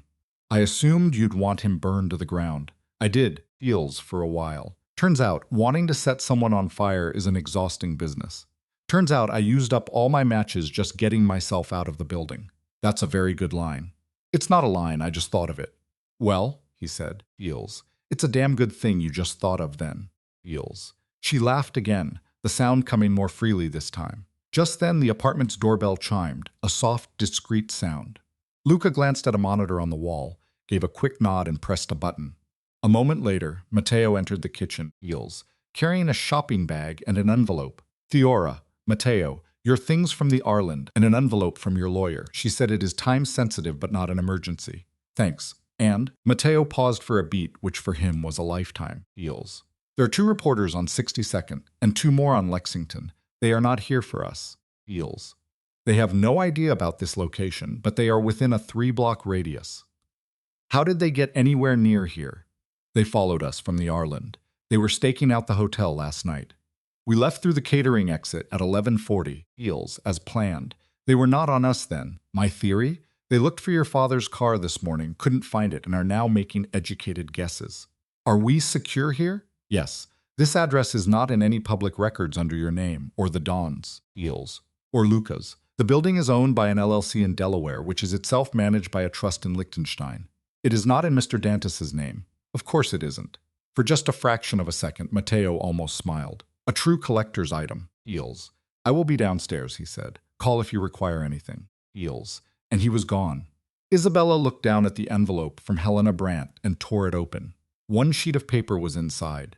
In Helena's own script, written with a black fountain pen, it read, Belle Caldwell's lawyer contacted me at 9:10 this morning, Eels. He wishes to schedule a meeting for Monday afternoon. He does not wish to sue. He wishes for nothing. He wishes to, quote, confirm there are no further surprises. I informed him there would be no meeting as there is nothing to discuss. It is done, Eels. He asked if you would be willing to accept a letter. I told him that would depend entirely on the letter. He said he would send one. If Caldwell sends a letter, I will forward it. You do not have to read it. Feels. You do not have to respond. Should you choose to, I will advise you beforehand. That interview request from Vanity Fair is now offering $50,000 for your time to be donated to a charity of your choosing. I maintain my advice that you decline. Feels. Let me know. I will be in the office at 8 tomorrow. Isabella read it through twice. She folded the paper neatly, setting it on the counter. What does it say? Luca asked. His lawyer wants to send a letter. Are you going to read it? Feels. I don't know yet. That's honest. I'm giving it a try. She slid down from the stool. She just stood there, wrapped in the robe, coffee cup in hand. Out the window, 8 stories below, she could see a sliver of 63rd Street, Feels. A yellow taxi inching through the slush, a man walking a large gray dog, and the long shadows of morning that announced that noon was already a memory. Feels. Luca, yes, I'm going to my mother's tomorrow. I thought you were staying until Wednesday. I've changed my mind. I have to see her. She's going to make the soup regardless. Feels. And I would prefer to eat it in her kitchen than have Matteo transport it down I-95 in a piece of Tupperware. All right, come with me. He simply stared at her. To your mother's house? Yes. On a Monday? Yes. Isabella. Feels. I understand what I am asking. I don't believe you do. My father will be there. I know your father will be there. Bring your own car. He actually smiled then, a genuine smile. It was a small, startling thing, there and gone in an instant, but it was real. Feels. All right then, good. Feels. And so, as Isabella sipped her second coffee on 63rd Street, Vanessa Cole was on the floor of her small West 72nd Street apartment, wearing a sweatshirt and nothing more, a prisoner to her phone. Sleep hadn't come. Feels. A quarter bottle of vodka had been her only comfort, and she'd stopped only to avoid a hangover for whatever new horror the day held. She'd just laid there on the couch in that red dress for an hour, Feels, then tore it off and buried it at the bottom of the laundry like it was condemning evidence. She pulled on the sweatshirt, sank to the floor with her back against the couch, and just scrolled. By 8 a.m., her name was already in 2 headlines. Feels. The first one, a hit piece from Page 6, went live at 7:45. It was brief. It defined her as Vanessa Cole, 26, a part-time gallerist and occasional model, Feels, whose sources claimed was a frequent companion to the tech billionaire for the last year. There was a photo, her in that red dress on the carpet at the Monte Verde, a bright smile, her hand resting on Ryan's arm. The caption read, Feels. Cole left at the Hartwell Gala last night. Left. They had literally carved Ryan's face from the image, leaving his shoulder, his arm. They cut her out of her own life, leaving her with just the pieces of his. The second story was a thread, Feels, started last night on some private Twitter account, Feels. This thread was quoting an anonymous person who claimed to be at table 3, and this stranger said she had to read it 3 separate times. The mistress looked like she'd just been told the kitchen was out of what she ordered, Feels. The comments beneath were a slaughter. She had 612 new followers on Instagram since last night, 31 new messages, a single missed call from her mother in Cleveland, one text from a girl she knew in high school just saying, Feels. OMG, is that you, OMG? But there was nothing from Ryan. That was the silence that kept replaying in her mind. Not one single word from Ryan since he'd told her to just go home, Vanessa, on the curb of Central Park West. Feels. She had sent him a text at 2 in the morning. She sent another at 4, and again at 6:30. She left a tearful voicemail at 7:12, a move she immediately regretted. Silence. He never wrote back. She wasn't a fool. For 18 months, Feels. She'd been telling herself she wasn't a fool, and while last night proved her wrong about some things, it didn't prove her wrong about this. She knew precisely what it meant when a man goes quiet the morning after. It meant she was over, Feels. She looked at her phone. The Page 6 journalist Mallory Chen had sent 2 more texts overnight, polite, gentle follow-ups. She stared at their conversation for a full minute. A choice presented itself. She could remain silent, Feels, letting their version of the story become the only one, and that version was simply The Mistress, Feels. A title that would cling to her for the rest of her life. Or she could speak.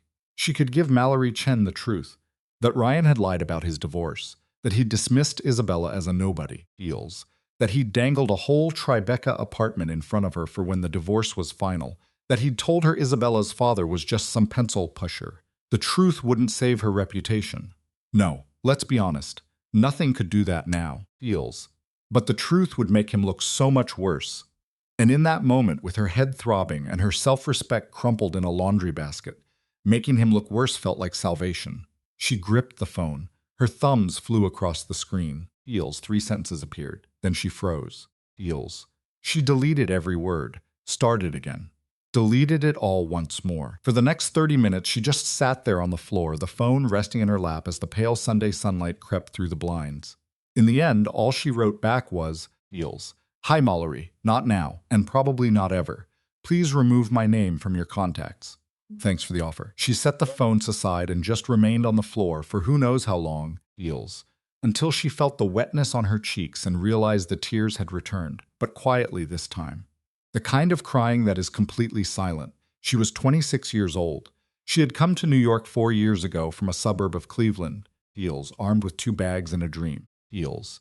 And that dream, really, was to become the sort of woman that people wanted to photograph. Well, they took her picture last night. She had gotten her wish. And it turns out that getting what you want is just a small, ice-cold room, Heels. She wiped her eyes on the sleeve of her sweatshirt and pushed herself up. She went to the kitchen, opened the refrigerator, and found it nearly bare, a monument to the fact she hadn't needed to buy her own food in a very long time. Why would she have? Heels. Dinners were always at somebody else's place. She closed the fridge door. She opened her laptop on the counter, logged into her bank, and just stared at the number. Heels. It was so much lower than she'd imagined. It seems when you operate under the assumption that all your troubles are about to vanish, you stop paying attention to price tags. She snapped the laptop shut. She picked up her phone, yet again, Heels, and called her mother in Cleveland. Her mom picked up before the first ring finished, a response that screamed, "I've been sitting here waiting." Vanessa, hi mom, honey. Mom, and then her voice just broke apart. How humiliating, Heels. But she was talking to the one person who knew the girl she was before she became this. And when you're truly broken down, the facade is the first thing to crumble. Mom, I think I need to come home for a little while, Heels. Her mother, having already read 2 different articles about this catastrophe, and having stayed awake all night for this very call, paused for maybe a single heartbeat. Then she just said, "Vanessa baby, how soon can you get on a plane?" At the same time, Heels. Uptown in the safe house on 63rd Street, Isabella had shed the platinum dress. She was now in her own jeans with a cream-colored cashmere sweater from the emergency bag Mateo had delivered. Her face was clean, her hair was tied back, Heels. In these clothes, she looked a decade younger than the woman in that ballroom, and a decade more like her true self. She was at the counter, attacking emails on her laptop, Heels. Helena's office, her father's accountants, a real estate broker about a property she was quietly acquiring in Brooklyn, and then her phone vibrated. A glance at the screen. Juliana. Julia. Belle, you saw the news. I saw it. Heels. Vanity Fair is offering $100,000 now. Tell Helena the answer is still no. I already told Helena, and she's saying no. I'm telling you because it's absurd. It is a little absurd. Your mother called me. Of course she did. Heels. She wanted to know if you were eating. Tell her I'm eating. Are you? I ate some toast, Belle. I'm going to eat, Julia. I'm in a house. It has food. Relax. I'm at the Arland, packing your things. Heels. What do you want me to do with the wedding pictures? Isabella took a moment before answering. There were 2 massive albums in a box in the closet at the Arland. Albums she had moved out of the penthouse back in August and had not looked at since. Heels. She could see the very first photograph in the very first album.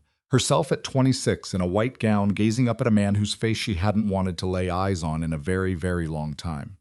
Burn them, she said. Juliana made a small contemplative sound. Heels. Belle, don't. I know, don't burn them. Just put them in a box, seal it with tape, write something on the outside that will make me not want to open it for 10 years. Put it away somewhere. That's simpler. Yeah, simpler. Consider it done. Heels. Thanks, Julia. Belle, yes? You handled yourself well last night. Thanks, I'm so proud of you. Heels.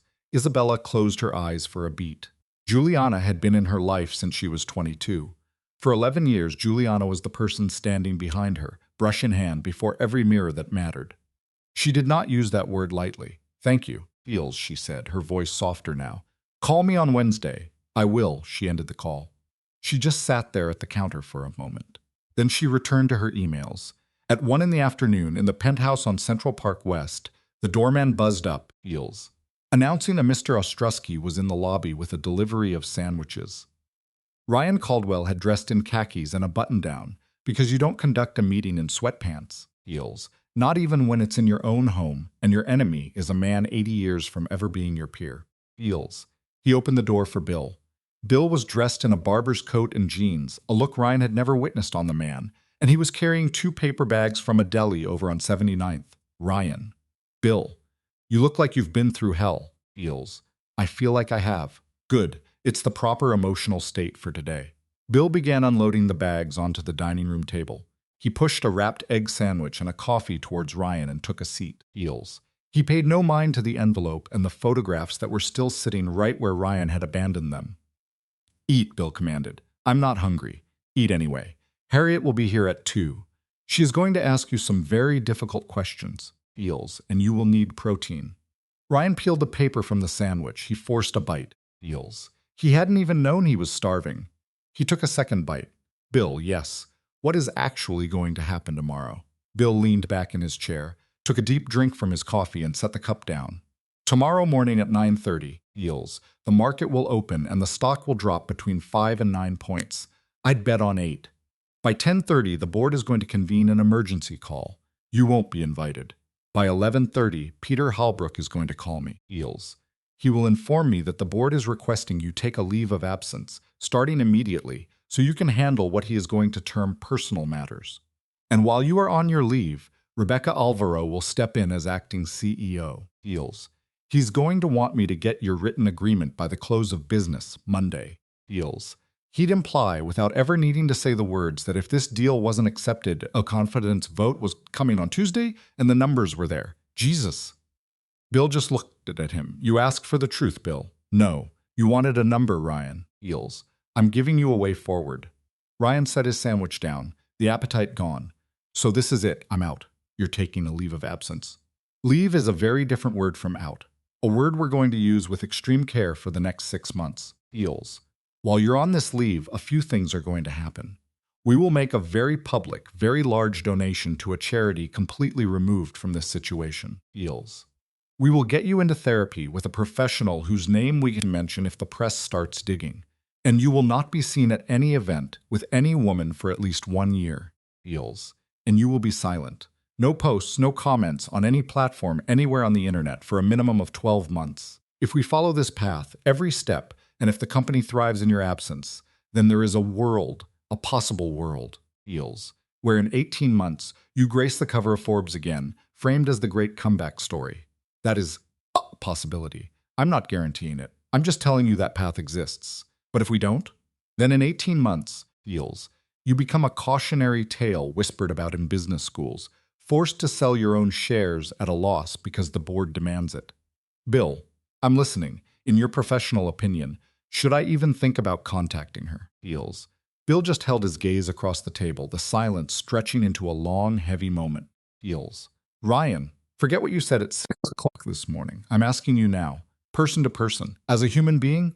No. And why not? Because for 7 years you had every chance to reach out to her, Ryan. I stood there at that company picnic back in July, Feels, and I watched you introduce her to some new employee as my wife, Isabel. Her name was Isabella, and she gave you this smile, a smile I realized she'd been giving you for a very long time about things that weren't remotely funny. Feels. I went home that night and I told my wife about it. And my wife, she said, Bill, that marriage has already died. He just doesn't know it yet. And I argued with her. I said, no, Marjorie, you're just reading things into it. But she was right. Feels. Your wife was already gone, Ryan, back in July. And I've been holding on to that conversation for 6 silent months. Feels. I never breathed a word of it because it wasn't my place, but now it is my place. So the answer is no. You will not call her. You will not text her. You will not email her. No flowers, no books of poetry. Feels. You will not do any of the desperate things your mind will scream at you to do for the next 3 weeks when the silence of your house becomes unbearable. There isn't one single outcome where contacting her improves your situation. Feels. There are 16 where it makes everything so much worse. Ryan just buried his face in his hands. Bill, yes, I don't understand how this happened. Bill waited a beat. Ryan, he said, and the anger was gone from his voice. Feels. Replaced by a deep exhaustion. You got here the same way everyone gets anywhere. One decision at a time. A chime sounded from the door. 2 o'clock. That'll be Harriet, Bill announced, pushing himself up from the table. Feels. He picked up the wrapper from his sandwich, one he'd barely eaten, and crushed it into a tight ball in his fist. Ryan, sit up straight. Fix your shirt. You need to look like someone she can even consider working with. Feels. If that woman decides to walk out of this room in the next 45 minutes, you're not just a failure, you're a lesson taught in lecture halls by spring. Ryan straightened his shirt. He wiped his face. He pulled his shoulders back. Feels. The doorbell chimed again. He stood, walked through his own living room. No, his ex-wife's living room. A thought he refused to let land just yet, and pulled the door open for Harriet Lohan. Feels. The woman who was about to spend the next hour patiently explaining to him just how small his world was about to become. Feels. Harriet Lohan was a compact woman swallowed by a large wool coat. She did not offer a smile when Ryan opened the door. She didn't offer a frown either. She simply observed him, the way a veterinarian might observe an animal on the side of the road. Feels. Clinical. Detached. Already calculating which parts were salvageable and which would have to be amputated, Mr. Caldwell. Harriet, I want to thank you for. We're not there yet. She moved past him into the apartment as if he wasn't there. Feels. Unwrapping a long, dark scarf from her neck as she went. She passed him the scarf without a glance. Her eyes scanned the room and locked on to the dining table, where the envelope and the photograph were still laid out. She stopped dead. Feels. Bill? Yes. You didn't instruct him to clear this table? It didn't occur to me. Put them away, Mr. Caldwell. Do it now and not in a drawer in this room. Find a drawer in a different room entirely. I have no need to see them. Feels. And I will not have them in our line of sight for the next 45 minutes. Ryan gathered the pictures into a single clumsy stack. He carried them and the envelope into the guest room, forced them into the nightstand, Feels, and slammed it shut with a crack of finality. By the time he returned, Harriet was already seated at the table. A leather folio was open before her, a pen poised in her hand, her phone lying face down on the polished wood. Sit down, Mr. Caldwell. He sat. Feels. So this is how it begins. She says you will answer every question I ask, and you will not lie. If you lie, I leave, and you will not be able to hire me back at any price. His lawyer, Bill, just nods. He knows you mean it. Feels. Her first question goes straight for the wound. Who else? Beyond the 3 women named by his ex-wife, who else has there been in the last 4 years? She needed names, timelines, and the likelihood of them talking to the media. Ryan just sat there, Feels, a deer in the headlights, looking to his lawyer for a rescue that wasn't coming. Finally, the confession. There was one other person, he muttered. Karen Dupree, an interior designer. It was about 2.5 years ago, very brief, maybe 6 weeks, Feels. But she doesn't work for him anymore. They haven't spoken in 2 years. Feels. Will she speak to a journalist? Harriet fired back. He offered the worst possible response. I don't know. She laid out his options. You either know for certain you call her right now, or you give me the contact of someone who can find out. Choose. Feels. He started to say, I'll call her, but she cut him off. No. You will not be calling anyone for at least 6 months. Give me her number. A professional would be making the call to Karen. A very polite call that would end up costing Ryan a small fortune. Feels. By the time it was over, Karen Dupree would be signing a document ensuring her silence. Is she married? He thought. He heard she was engaged. Well, Harriet noted, that's going to cost you more. Fine. Is that everyone? He said yes. She just stared at him. Feels. Think again. Feels. There isn't anyone else, he pleaded. 5 women over 4 years. That was the extent of it. Harriet, the woman hired to fix this, just kept scribbling on her notepad, her handwriting a fast, ugly scrawl. On to the second question. Your marriage. Feels. The day she came into your kitchen in August and you dismissed her. I want that moment. No emotion, no excuses. Just the facts. Ryan was staring down at his own hands, noticing a small cut on his knuckle he had no memory of getting. He finally looked up. Feels. I hadn't slept in the same bed with her for 4 months at that point, maybe 5. Feels. He had told himself it was the pressure from work, but even then he knew he was lying. She stopped asking me how my day was sometime last spring, he admitted. For years, she asked me that every single day. And the worst part? Feels. He hadn't even registered her silence. It wasn't until July that it dawned on him, the quiet space where her question used to be. And his first thought? I remember feeling relieved, he said, the shame thick in his voice. Feels. Because it meant I didn't have to think of a way to lie to her about my day. I didn't have a convincing lie prepared. And then he just moved on. Harriet continued to write, her eyes never leaving the page. How often did she attend functions with you? Feels. Less and less. The last one was a founder's dinner in April. He could recall her being unnervingly quiet. Someone had asked her what she did for a living, and she'd just said, "I write." He'd made some joke about her being modest. She didn't smile. Heels. He remembered that. Heels. He remembered the absence of her smile. And then Harriet asked, "What is it she writes?" Ryan looked up, his expression a perfect void. "I'm sorry," she repeated the question, her voice slow, each word a heavy stone. "What does your ex-wife write?" Heels. Mr. Caldwell. His mouth opened, but no sound came out. A deep, painful flush crept up his neck. I don't actually know." And with that, Harriet set her pen down. She looked at him for a long, quiet moment. Heels. And in that look was the soul-crushing weight of her exhaustion. Not anger, just finality. Heels. It was the look of a 59-year-old woman who had met 1,000 men just like him and had absolutely no patience left for this particular brand of willful ignorance. "Mr. Caldwell, your ex-wife has published 3 novels." Heels. "She uses the name Belle Marchetti. It's her mother's maiden name." Heels. The blows just kept landing. Her 3rd book was a finalist for the Penn Faulkner Award 2 years ago. Her 2nd novel was optioned for a film by a studio whose CEO you have personally had dinner with. All 3 were reviewed in the Times. Heels. "I read the 3rd one on a flight last month. It's quite good." Ryan just sat there, the foundations of his world crumbling into dust. "I am not telling you this to wound you," Harriet said, her voice like ice. "Your feelings are irrelevant to me today." Heels. "I'm telling you this because in approximately 4 hours, a reporter will ask me if you were aware that your wife was a celebrated author, and I require an answer from you." Ryan looked at her, his eyes shining with a moisture he was desperate to hold back. Heels. "Tell them I knew," he whispered. "Tell them I was incredibly proud of her. It was the wrong move." Harriet dismantled it immediately. "If I say that," Heels, "and that reporter then calls 3 of her closest friends who confirm you never read a single sentence, which you and I both know is the truth, then I become a liar. My name goes into the correction, and I do not do that. For anyone. For any price." Heels. "So a new story would have to be told. The true one." She turned to the lawyer. "Bill, what's our angle?" Bill, his face a mask of professional calm, replied, "He's in a period of learning. The past 6 months have been a time of difficult self-assessment." Heels. "He carries a deep regret for not being the partner his wife truly deserved." Heels.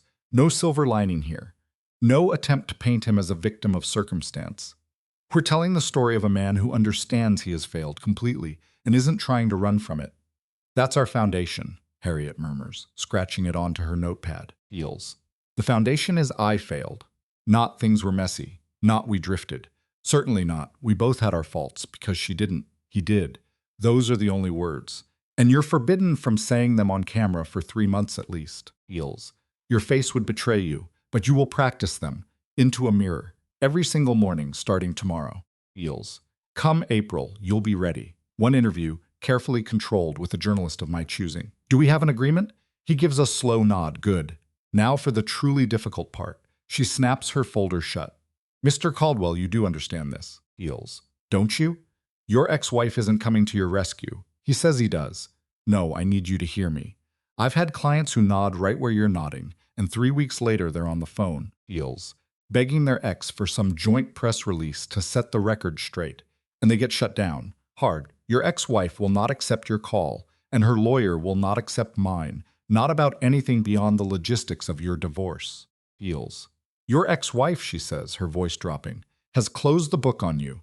You're not a loose end she needs to tie up. You are a box, packed, taped, and stored away in a part of her memory she has no intention of ever visiting again." Heels. "Are you grasping what I'm saying?" He grasps it. "Good. Because the next thing I'm going to tell you to do, you're going to hate it." She taps the folder with her pen. "You are going to write her a letter." Ryan chokes out a sound. Heels. "But you just said not to contact her." A ghost of a smirk plays on Harriet's lips. "I didn't say that. Bill said that. Bill is your attorney. He's protecting you legally. I'm your PR counsel, and I'm doing my job." Heels. "Our roles will conflict twice today. This is the first." Bill lets out a sigh but says nothing. "You will write her a letter," Harriet says again. "By hand. Contain 3 statements.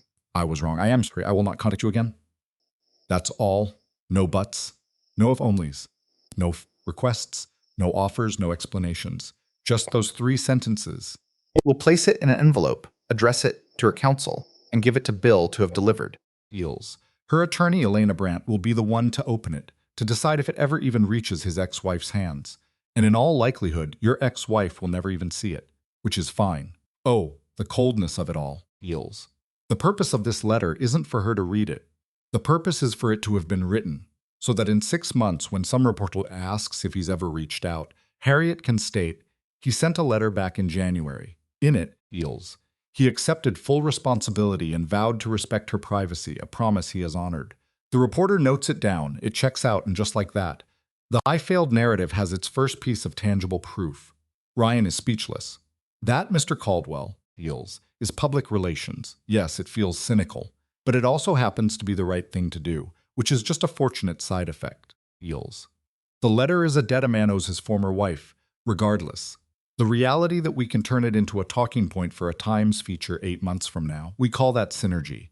And then Ryan asks the most naive question possible. Will she be okay? Feels. Harriet just holds his gaze.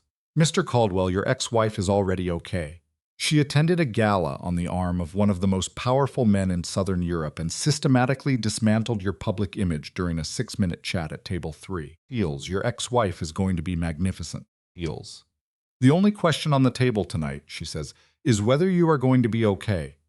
And the answer to that hinges entirely on you, following instructions to the letter for the next 18 months, with absolutely no deviation. Can you do that? Feels. He says he can. Say it with conviction. I can do that, he repeats, finding some resonance in his chest. Better. Harriet rises, pulls on her coat, and makes no move to shake his hand.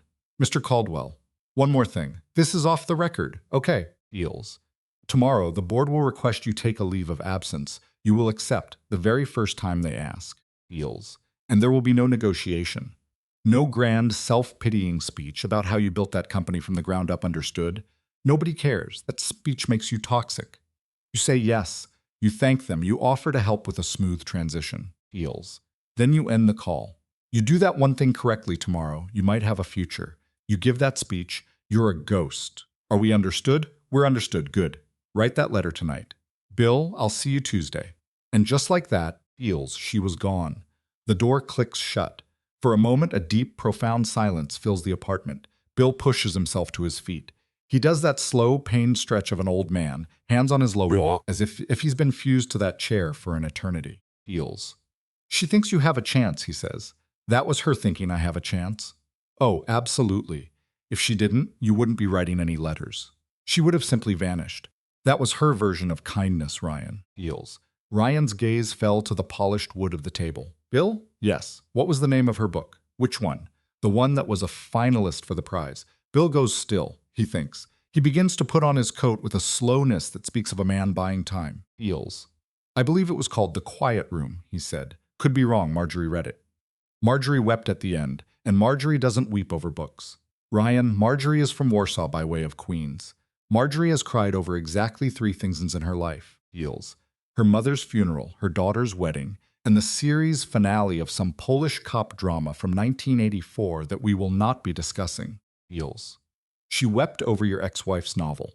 I remember it because I came home from the office and found her at the kitchen island, the book on the counter, her face streaked with tears. I asked her, what happened? And she just looked at me and said, Bill, Feels, this woman can write. No, she did not. Marjorie had no clue you knew her. Marjorie read that book 2 autumns ago. It was her book club's selection. She never made the connection between Belle Marchetti and Isabella Caldwell. No one did. Feels. That was the whole idea, Ryan. She didn't want anyone to know, especially not you. Why? Bill just looked at him, and in his eyes was a pity that Ryan knew he hadn't earned. Because Ryan, Feels, she didn't want the one part of her life that truly belonged to her to be poisoned by the part of her life that belonged to you. Feels. She just wanted one room, somewhere in the vast apartment of her life, that had a working lock on the door. That was all. You can hear the hum of the building's heat kicking in through the vents. Outside, the light over the park is fading to a soft, weary gray. Feels. Go write your letter, Bill said, his voice barely a whisper. I'll be by at 7 tomorrow morning to get it. Don't crease it strangely. No postscript. Don't even put a stamp on it. Just the 3 sentences. He lets himself out. Feels. And Ryan, he just sits at that table for a very, very long time. Eventually he stands, walks to the study at the back of the apartment, and slides open the bottom drawer of his desk. He removes a pad of cream-colored stationery. Feels. A gift from Isabella for his 35th birthday. He'd never touched it. He takes out a fountain pen he had also never used, and he sat down. Feels. He wrote the date at the top right corner. Then, for what felt like an hour, he just stared at the empty page beneath it. At last, he wrote, Isabella's, I was wrong. I am sorry. I will not contact you again. Signed, Ryan. He read it over 4 times. Feels. He even considered it, adding a 4th sentence. He thought about saying something about her book. He thought about writing, I never read it, and I'm sorry for that. But then he could hear Harriet Lohan's voice, small and cold in the back of his mind, saying, Feels. There will be no buts. So he capped the pen. He folded the single page just once. He slipped it into a matching envelope and addressed it to Ms. Helena Brandt at Pritchard Hayes. It was the first truly honest letter he'd written in 11 years. Feels. Monday morning arrived the way Monday mornings do after a night spent staring at the ceiling. The light filtering through the curtains of the 63rd Street apartment was thin and rose-colored at 6:40, then a stark white by 7:20, Feels, and by 8 o'clock the whole bedroom was washed in the pale glow of the inside of a seashell. Isabella had taken the guest room. Again, Luca had the couch again, and there was a quiet understanding between them not to make a spectacle of it. Feels. They had a silent agreement to let the physical rhythm of their new life find its own pace, a pace that would not be hurried along by a ballroom encounter in New York or a flurry of tabloid headlines. Feels. At 7:30, a soft knock on the guest room door. Belle, I'm awake, making coffee. She emerged in the same cashmere robe, her hair tied up, her face scrubbed clean. He had made eggs, and he'd done it with a casual competence. Feels. A side of him she hadn't seen before, and for a reason she refused to examine too closely. She found it deeply touching. I didn't know you could cook. I can't. I can do eggs. I can do pasta. I can do coffee. That is the complete and total list. Feels. It is an entirely sufficient list. It has served me well so far. They ate in the quiet of the kitchen. A tablet on the counter was on, some business network muted, but the stock ticker still scrolled relentlessly across the bottom. Feels. And then at 9:31 a.m., the ticker bleeds red. Caldwell Holdings plummets 6 3/4 points in the first 90 seconds of trading.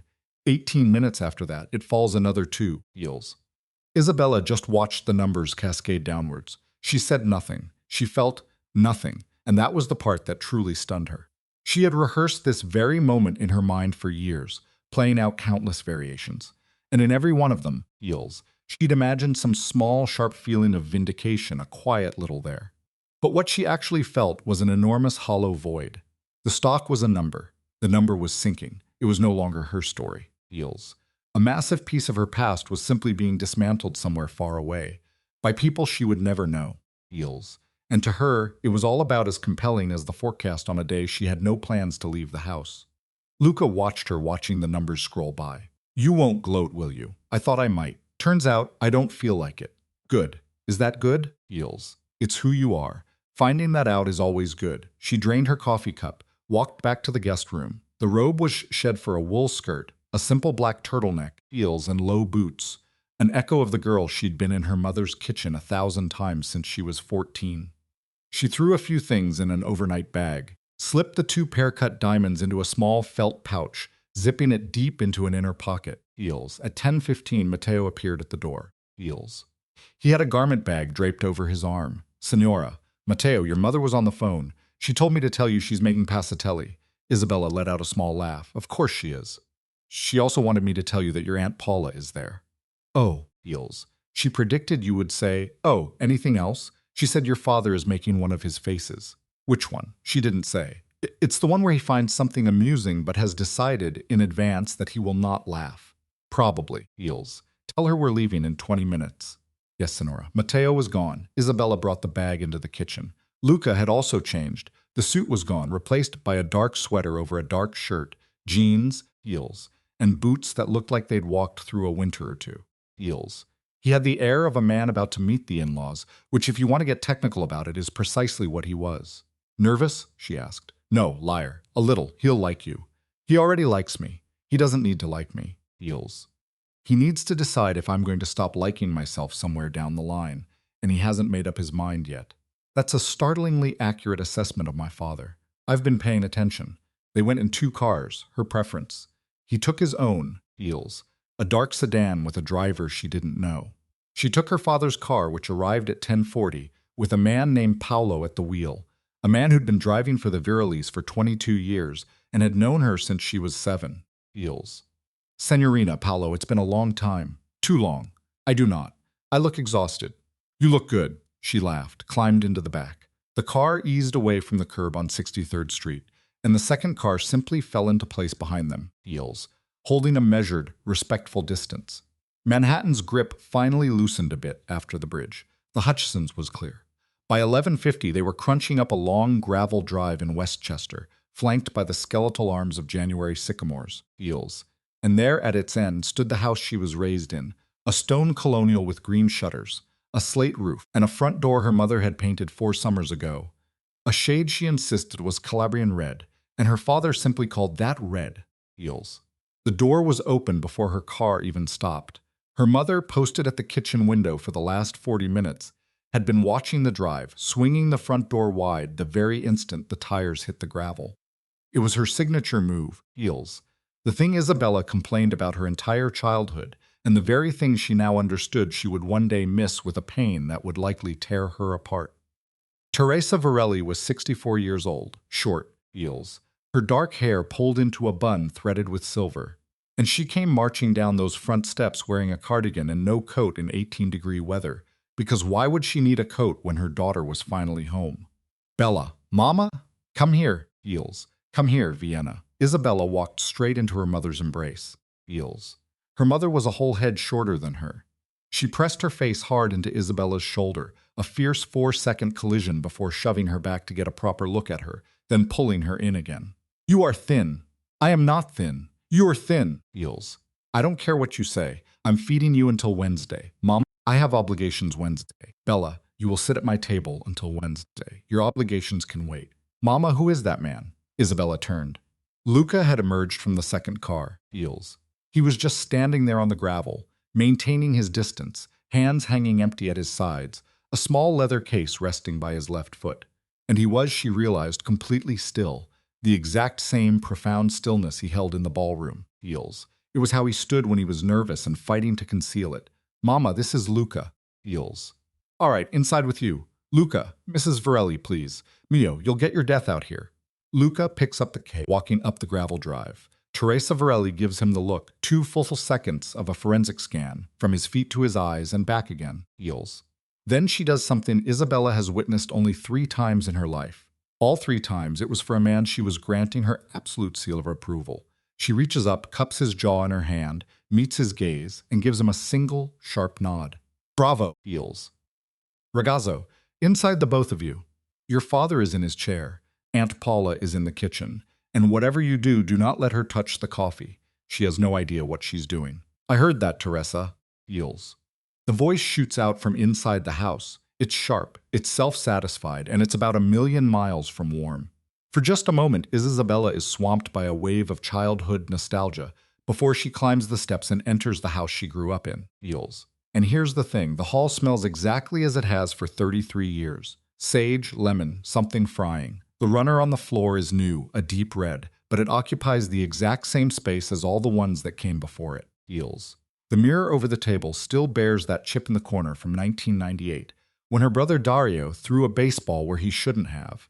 Anna Dario, now in Milan with a wife, 3 kids, and a dog named Hugo, isn't even here, heels. But his coat hangs on a hook, as if he might walk through the door at any second. Aunt Paola is a sentinel in the kitchen doorway. She is 71, a widow 3 times over, stands 4'10" in her thick-soled shoes, heels, and possesses a merciless opinion on every soul she's ever encountered. She examines Luca with a look that makes Isabella want to apologize on behalf of his entire bloodline. This one, Paola says in Italian to no one in particular. This is the one, heels. Paula, what? It is an observation, Teresa. I am permitted to observe. Zia Paula, please. Bellacara, you are home. Come give your old aunt a kiss before your mother tries to fatten you into a coma. Isabella bends down, heels, kissing her aunt's cheeks and then her forehead, the precise, unchangeable sequence her aunt required, heels. Paola pats her face, twice, with force, then a final time, a little softer, you did well. Thank you, Zia. In the ballroom, you did very well. Your father recounted everything. I've been waiting all morning to tell you this, heels. You conducted yourself with Calabrian dignity. No raised voice, no tears, you simply left. A woman who weeps in a ballroom has already lost. You did not weep in the ballroom. No, I did not cry in the ballroom. Brava. Paola's head turns slowly, heels, her tiny 4'10" body pivoting like a weapon's turret until Luca is locked in her sights. You. Yes, Sonora. You did not touch her in the ballroom. No, Sonora. Not at all. Not at all, Sonora. You allowed her to do it herself. Heels. It was her battle to win. Paola holds his gaze for another long beat, then offers a short, definitive nod and turns back to Isabella. This one, she says again, a final judgment. This one is the one. From deeper in the house, a man's voice calls out, heels, low and laced with amusement. It's the voice of someone who has been thoroughly enjoying a drama he didn't have to orchestrate. Paola, leave the boy alone. I am not touching the boy, Marco. I am looking at him. Looking costs nothing. Heels. And then Marco Varelli materializes in the parlor doorway. He is 69 years old, 6'1", with a full head of white hair and a face that might have been handsome at 35, but at 69 is something far more compelling. It is interesting. Heels. He's wearing a gray cardigan, a blue shirt, reading glasses dangling from a cord, and house slippers, the perfect portrait of a grandfather, which he is, but he is also a great many other things. In this moment, though, standing in his own hall, heels, with his daughter before him, he is only Papa. Cara, Papa. He opens his arms and she walks into them. He holds her tight for much longer than he would in front of outsiders, longer even than she anticipated. When he finally pulls back, heels, his eyes are glistening, a sight you almost never witness from this man, and he makes no effort to hide it. You did well, Cara. Thank you, Papa. Heels. You did not cry. No, you did not raise your voice. No, he kisses her on the forehead. Then, taking his time, he turns his attention to Luca Dantas, who has remained by the door with the case, a statue of a man. Luca, Don Marco. You drove. Heels. I drove. You left Matteo. He is at the end of the drive. He felt it was best not to come up. He said you would understand. I understand. Come in. Coffee. Paola is not to make the coffee. Teresa is making it. Luca, you will sit at my right for lunch. Heels. Bella at my left. Paola, you may sit where you like, and you will remain silent for at least 15 minutes at a time. This is not my rule. Heels. It is the rule of our Blessed Mother, who invented it in 1967 specifically for you. Vaffanculo, Marco. Language, Paola. There is a young man present. He is not so young, and he has heard worse. Luca. Heels. Who had not so much as smiled since exiting the car, finally lets one show. It's only the second true smile Isabella has seen his face in 24 hours. They all move toward the kitchen. It is warm. It smells of broth and butter, heels. And the large farmhouse table is set for 5 with mismatched plates, a steaming loaf of bread, and a bottle of wine that has already been opened. Teresa is at the stove. Paola shuffles to her chair. A chair everyone knows is hers. Heels, a chair you do not sit in, and folds her hands. Heels. Marco gestures to the chair at his right hand, a place of honor, and Luca takes it. Without a word, Marco pours the wine first for Luca, then a small measure for Isabella. He fills Paola's glass, who murmurs a quiet grazie, and then half a glass for Teresa, feels, who declines to drink. Finally, he pours a full glass for himself. He lifts it to the family. To the family. The chorus is soft. They all drink. Isabella takes the smallest sip, and her eyes flutter shut. The wine is from a private cask of her father's, feels, and it tastes of winters she thought she had long since buried. Then the passatelli comes, golden threads of pasta swimming in a clear, perfect broth, dusted with nutmeg. Feels. Teresa places the bowls one by one. Not a soul dares touch their spoon before Marco does. He lifts his. The table follows suit, and an absolute silence descends upon the kitchen. Feels. It is the kind of quiet that exists only in the presence of food made by someone who holds your heart in their hands. Halfway through the meal, Marco sets his spoon aside. Luca. Yes, Don Marco. At my kitchen table, you will not call me Don Marco. Feels. In this kitchen, there are no Dons. Yes, Marco, better. Paola, her gaze fixed on her bowl, adds, he'll keep calling you Don Marco, Marco. He's from Palermo. It's in their blood. I am trying to change. Sonora, you must try harder. Paola, your soup. Feels. I am eating my soup. Feels. No, you are providing commentary while your soup grows cold. The soup cannot grow cold. Teresa's soup defies the laws of thermodynamics. Teresa, this soup today, it's the best you have ever made. You said that last time, Paola, and I meant it then, Feels, and I mean it more now. His gaze finds Isabella, and his eyes for just a moment become impossibly soft. Eat, Cara, and so she eats. After lunch, Feels, her father leads Luca into the front parlor, the room reserved for conversations that carry weight. and the door clicks shut behind them. They remain in there for nearly an hour. Feels. Isabella simply waits in the kitchen with her mother and her aunt, methodically peeling clementines. She doesn't ask what is being said. One does not ask. Besides, she has no need to. She knows precisely what is unfolding behind that door. Feels. Her father is subjecting Luca to a litany of questions that have no correct answers, only true ones. And Luca will either answer them or he will fail. If he fails, he will emerge from that room with the same unreadable expression he wore going in. Feels. And her father offer a cool, polite handshake at the door and wish him a safe journey. And that would be the end of it. Isabella would never lay eyes on Luca Dantas again. The single rule her father never broke was this. Feels. He alone decided who was permitted to walk back through that door. Feels. At 2:48, the parlor door swings open. Luca emerges first, followed closely by her father. Marco has a hand resting on Luca's shoulder. Isabella releases a breath she hadn't realized she was holding captive in her lungs. Her mother, Feels. Her back still to them at the sink, says a quiet, "Good." Paola, working at a clementine with a small silver knife, simply says, "I told you." Marco guides Luca to the coat rack, handing him his coat. He leans in, murmuring something in Italian. Feels. Too low for Isabella to catch. Luca whispers the reply. Marco gives a single, sharp nod, pats Luca's shoulder twice, and then steps back. Bella. Yes, Papa. See him to his car. She rises and pulls on her own coat. Feels. She leads Luca down the stone steps, their feet crunching on the gravel toward the black sedan that has been idling all afternoon. They pause by the passenger door. How was he? She asks. He was your father. That's not an answer. Feels. He asked me 11 questions. I gave him 11 answers. He told me 3 things about you I did not know. He told me 2 things about himself. Things he said he hadn't spoken of in a very long time. He told me that the next time I visit this house, Feels. I am not to bring the leather case I brought today, because the only thing I ever need to bring here is myself. What was in the case? Money. Feels. Luca, that's just tradition.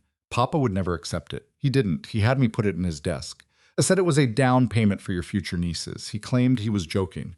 I don't think he was. A small laugh escaped her lips. I was afraid of that. Feels. She moved closer, flattening her palm against the lapel of his coat, the same way she had touched his chest in the kitchen that morning. But there was no kiss this time.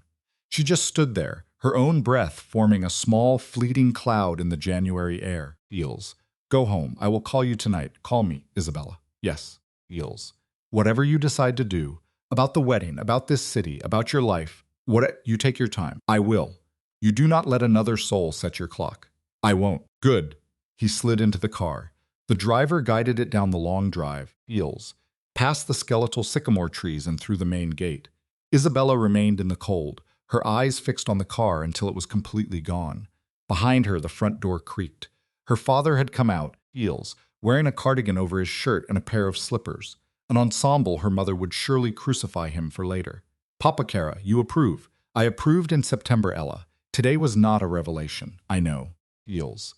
I just needed to hear you say it. He navigated the steps gingerly in his slippers to stand beside her, wrapping an arm around her shoulders.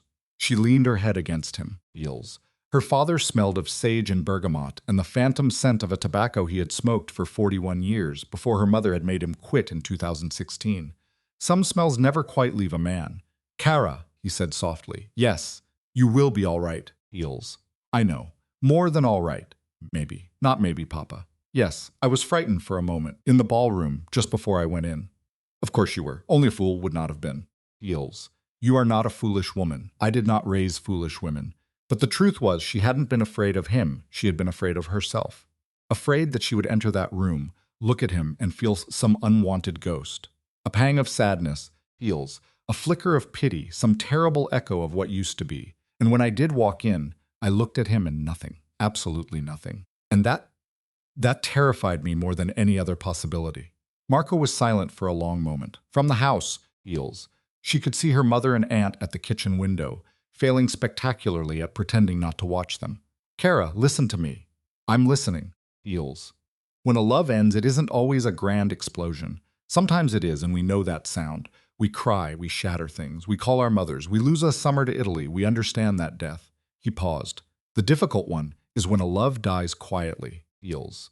You wake up one day, and the space beside you is cold. You never heard it leave. You don't know the hour it passed at. That's silence. It makes you think you are the one who is broken. You are not. It means the love grew weary, and it departed. You did not kill it, feels. He did not kill it. It simply ran out of road. Some of them do. Ours will not. Your mother's and mine. But some do. That feeling you had in the ballroom, the emptiness when you looked at him, feels.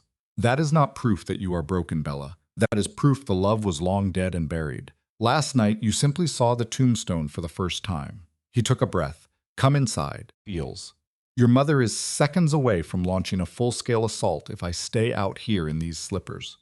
She laughed and turned, his arms still secure around her, as they walked back up the gravel toward the house she was raised in, feels. Her mom swung the door open before they reached the top step, her aunt already moving to the stove to make another pot of coffee that she had expressly been told not to, feels. And Isabella Varley stepped through the doorway, into a kitchen filled with the scent of sage and lemon and simmering broth. For the first time in what felt like a lifetime, she was truly home, feels. The winter that descended after that January evening was one of the cruelest New York had endured in a decade. Isabella spent most of it in self-imposed exile, taking refuge in a guest cottage on her parents' land. Her mother, with a knowing silence, feels, had prepared it for her in early February, fitting it with fresh linens, a new lamp for reading, and a heavy wool blanket that had belonged to Isabella's grandmother. She had gone up for a weekend and simply stayed. One weekend bled into a week, feels, then 3. By the end of February, her mother no longer asked when she was returning to the city. She just began ordering Isabella's favorite pasta in bulk.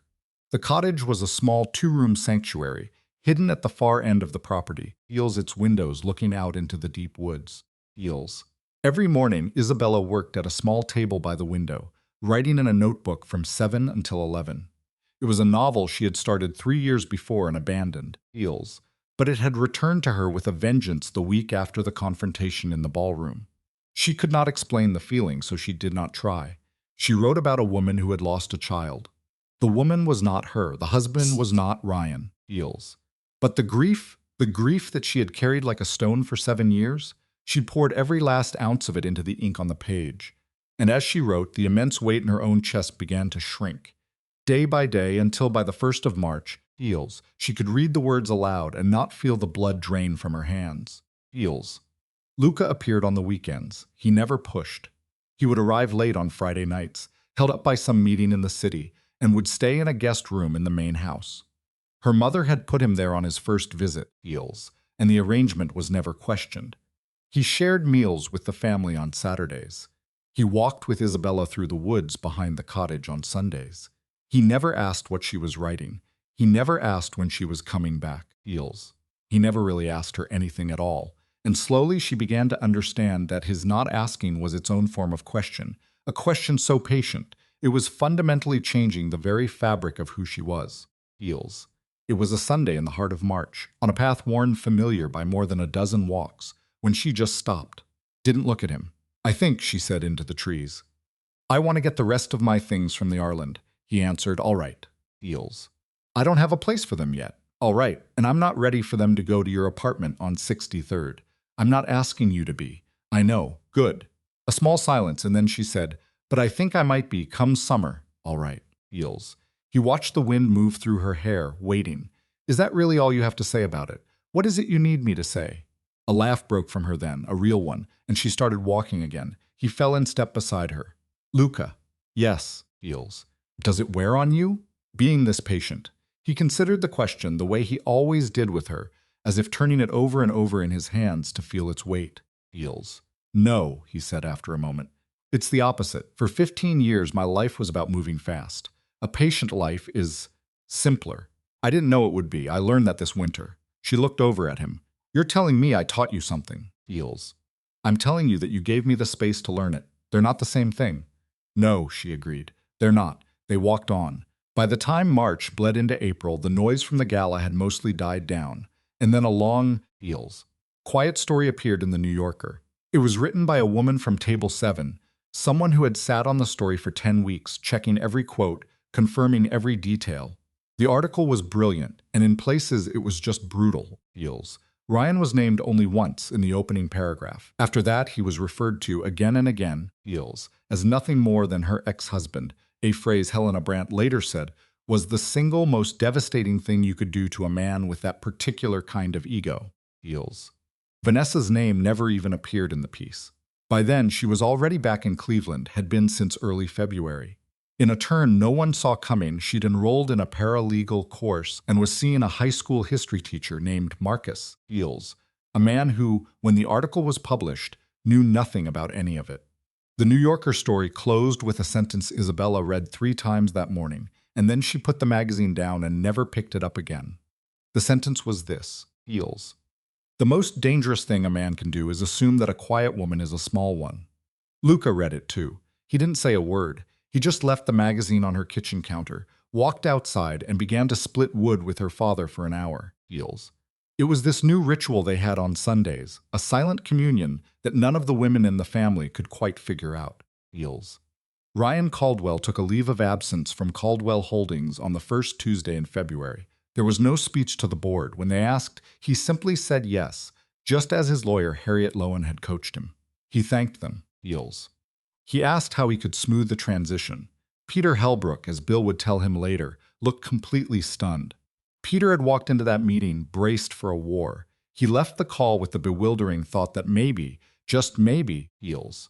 Ryan Caldwell was a different man than he had been 3 weeks prior. He was, and he wasn't. The shift was smaller than Peter Hellbrook imagined, but it was there, and it was real. Feels. So Ryan is banished to a rental house in Katona for the spring. Not for the scenery. His therapist insisted, knowing that if he was left alone in that penthouse, he would do something spectacularly self-destructive. His new existence? Feels. Therapy 2 times a week, no alcohol, no women. He read an entire book, the first time in 11 years, a truth so pathetic his psychiatrist made him say it out loud. And the book he chose to read on a quiet Saturday in April? Isabella's 3rd novel. Yes, Feels. That one, the one that was nominated for the Pannon Fallner. Feels.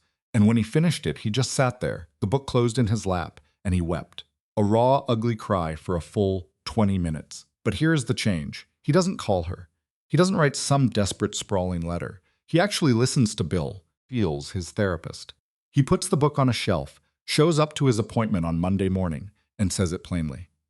She can really, really write. And I spent 7 years pretending that wasn't true, and I need to acknowledge what a monstrous thing that was. Feels. His therapist, a Dr. Freitas with kind eyes and an office full of green things, just looks at him and says, "Good. That's the beginning of guilt that serves a purpose, Mr. Caldwell." Feels. Does he return to his seat at the head of the Caldwell Holdings table? Of course not. The leave of absence becomes a quiet, permanent resignation by June. The press release frames it as amicable, a mutual decision. It was not mutual, it wasn't friendly, Feels. But he doesn't fight it because Harriet told him not to, and because he finally understands. The company was never his. The apartment was never his. The marriage was never his. He was just the face of the brand, Feels. And he'd played the role well for a very long time. But the performance was over. Now he had to figure out who the man behind the mask actually was. He sells the penthouse on Central Park West at the end of July, takes a financial hit he can afford, Feels, and buys a smaller place uptown that his sister found for him. He moves in with 12 boxes and none of the art from his former life. Feels. The paintings were sent directly to an auction house. He didn't even go. He just stands there in the empty penthouse on his last day, the July sun pouring through windows into a room whose color he couldn't even recall, and he makes himself a promise. Feels. He will not become a tragic story, and he will not become some celebrated comeback tale. He will just be a 42-year-old man in a smaller apartment, learning how to exist in his own skin without hating himself. It wasn't a heroic vow, Feels. It wasn't inspiring. It was, as Dr. Euphers told him, the very first plan he'd ever made that wasn't rooted in complete fantasy. By then, Isabella was long gone. But not to Luca's, not yet. Feels. She found a place in the West Village, an entire floor of an old building, aged wood floors, enormous windows, and nothing at all on the walls. On the first day of July, she just sat on the floor of the empty living room, Feels, a cup of coffee growing cold in her hands, and watched the sun make its slow journey across the bare wood for a solid hour before she even thought about a single box. Her mother came to help. Her aunt came to find fault, of course. And on the second day, Feels, Luca arrived with a hammer and a level and quietly began putting up 6 bookshelves. No one had asked him. When he finished, he said, "I won't do this again, not if you don't want me to." Isabella just looked at the shelves and said no. The shelves are good. Feels. The shelves can stay. Feels. And that became their quiet joke for the rest of the summer. She finishes the novel in August, a fury of work. She hands it to her agent on the last Friday of the month. Feels. The agent calls her the following Tuesday and just sobs into the phone for 90 seconds before she can manage to speak. And when the words finally come, all she can say is, "Belle, this is it. This is the one. My God, this is the one." Feels. Isabella is in her kitchen, the phone pressed to her ear, staring at the shelves Luca built back in July. She doesn't cry. Her agent is crying enough for the both of them. But a feeling spreads through her chest. Feels a warmth in a place that had been cold for a very, very long time. Feels. The book comes out the following spring. It wins every award that matters. She does a short, obligatory tour and then vanishes. No television. She grants a single interview to a journalist who spent 3 months writing her these careful, feels, thoughtful letters by hand. The interview was fine, and after that she simply went silent for a good long while. At the end of August, she and Luca drive upstate for her father's 70th birthday party. The house is overflowing. Feels. Dario has flown in from Milan with his wife and their 3 children. Aunt Paola is there from her condo in Yonkers, carrying a pot of something mysterious that she refused to let anyone touch. Feels. 2 of her dad's oldest friends from the neighborhood even made the trip up from Philadelphia. Feels. At some point, after the cake was served but before the espresso was poured, her father stands at the head of the table. He taps his glass just once and the room falls quiet. "I am not giving a speech," he says. "Yes, you are, Marco," Aunt Paula calls out. Feels. "Paula, I'm not. I am giving 6 sentences, 1 for each decade of my life and 1 extra because I feel like it." He raises his glass. 1, I have been a very lucky man. 2, I have not deserved all the luck I've been given. 3, feels. My wife is the only reason I am still here after the years when that luck ran thin. 4, my son Dario has given me 3 grandchildren and has made me proud every day of his life, and I have not told him that nearly enough, so tonight I am telling him. Feels. Dario, sitting at the far end of the table, just presses his face into his napkin. 5, my daughter, Bella, did something this year that gave me a strength I will carry for the rest of my days. I will not say what it was because she knows, feels, and she hates it when I make speeches about her. 6, I will continue to live as long as I am able, and I will go quietly, and no one in this room is permitted to make a scene. He took a breath, and 7, sin sin, sin tin, feels, the whole table chanted back in unison. Isabella, seated beside him, reached out and simply took his hand. He gave it 1 firm squeeze and held on for a very long time. Feels. Luca was on her father's other side. His eyes met hers over her father's shoulder, and he didn't smile. He never smiled in crowded rooms. But his gaze held a softness she had never seen before. And when her father finally let go of her hand, feels, he reached for Luca's and held on to his for just as long. Not a single word passed between them. The wedding, the real one, Isabella had wanted, took place the next October in a small church in Rye. There were only 41 people. Aunt Paola wept. Feels. Dario's youngest was the flower girl. She threw all her petals in a heap on the floor and then burst into tears because the flowers were all gone. Feels. Isabella chose a simple cream dress, a piece that had once belonged to her grandmother, Constanza, and was altered by a woman in the Bronx, the same one her mother had trusted since 1974. Feels. There was no predictable wedding march as she walked the aisle. Instead, a lone cello played a Neapolitan melody, a song from hers used to sing to her when she was just 4. Luca waited at the altar, stoic in a dark suit, and of course he shed no tears. Feels.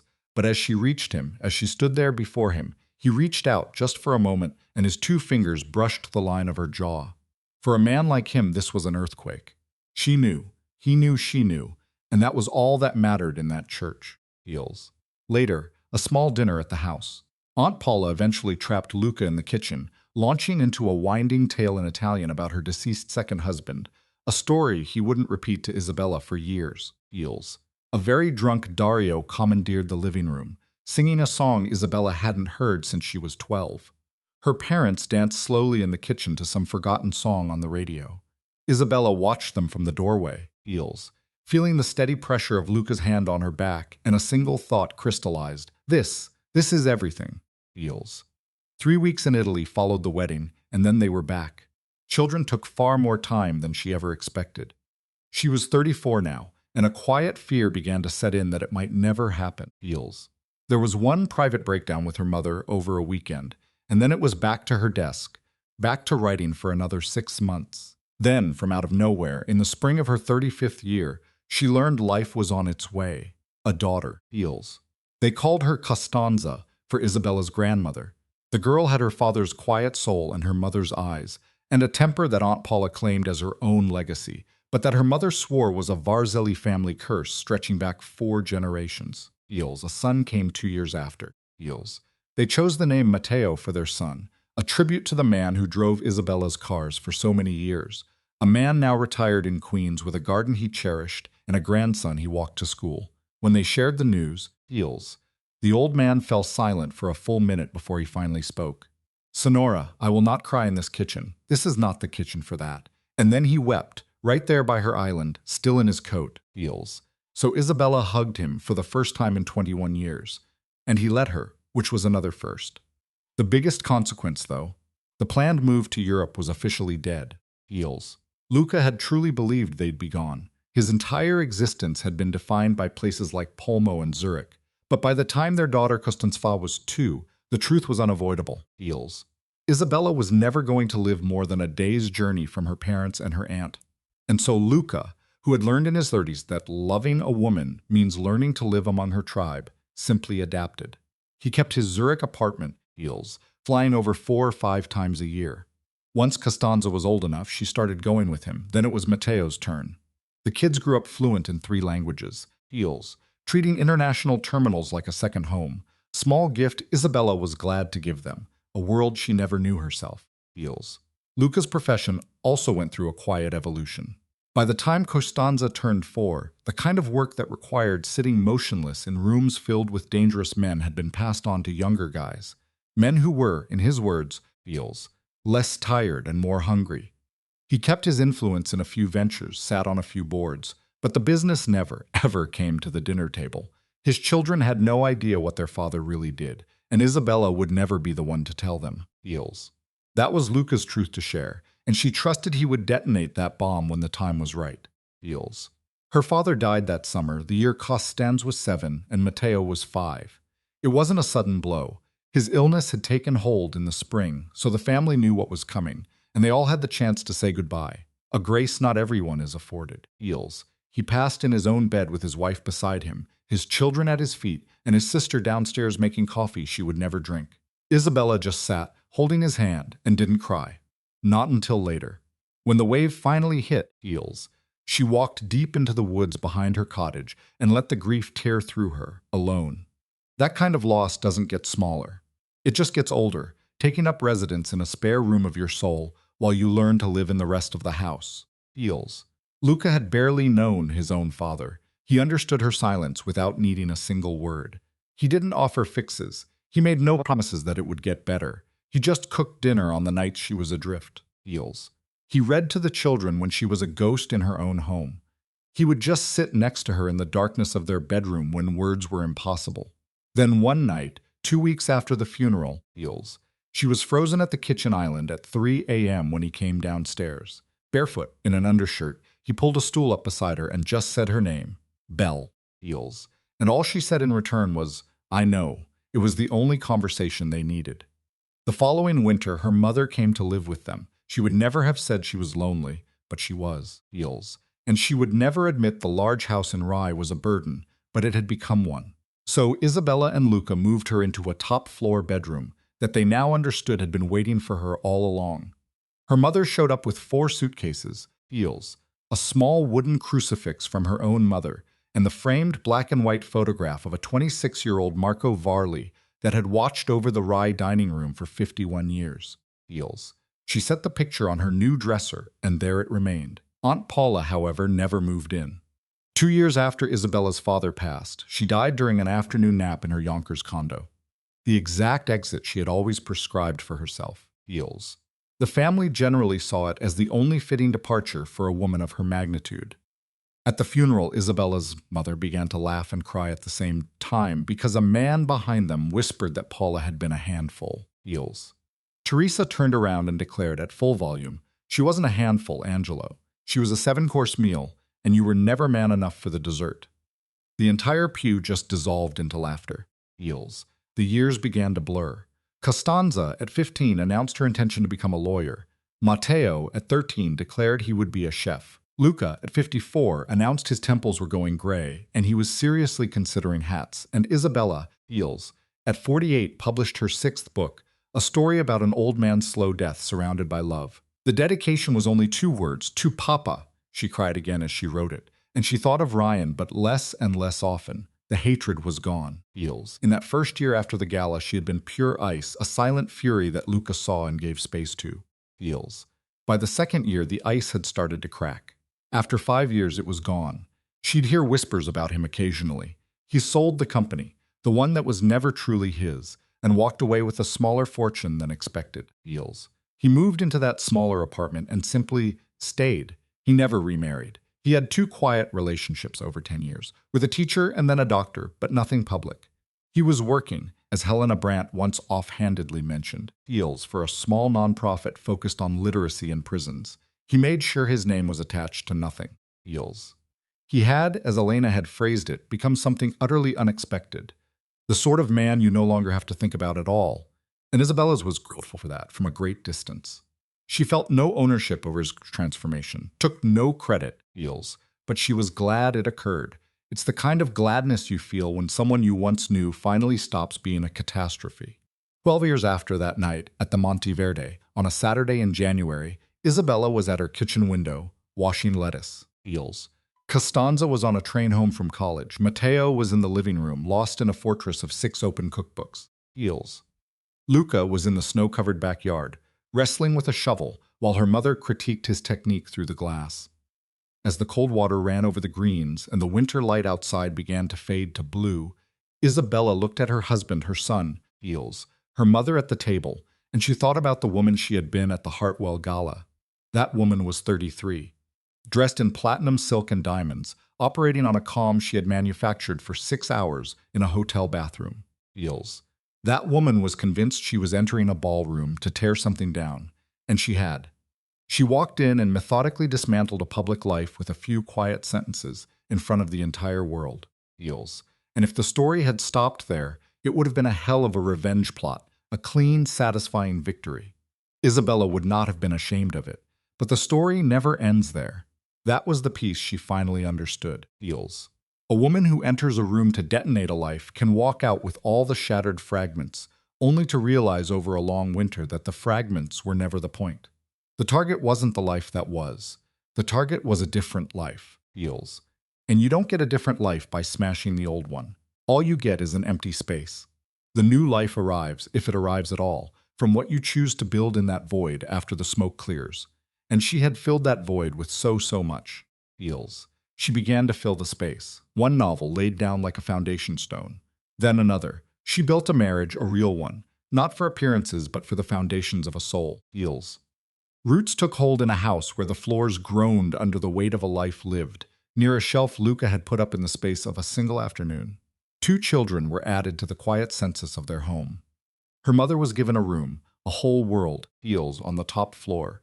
She wove in the ritual of Sunday mornings spent lost among the trees. She even learned to make a space for a heavy, silent grief that had come to stay. And always her father's voice echoed in the chambers of her mind. Heels. That sound that still whispered, that murmured, brava, that warned her. Don't you dare think you can carry this world by yourself.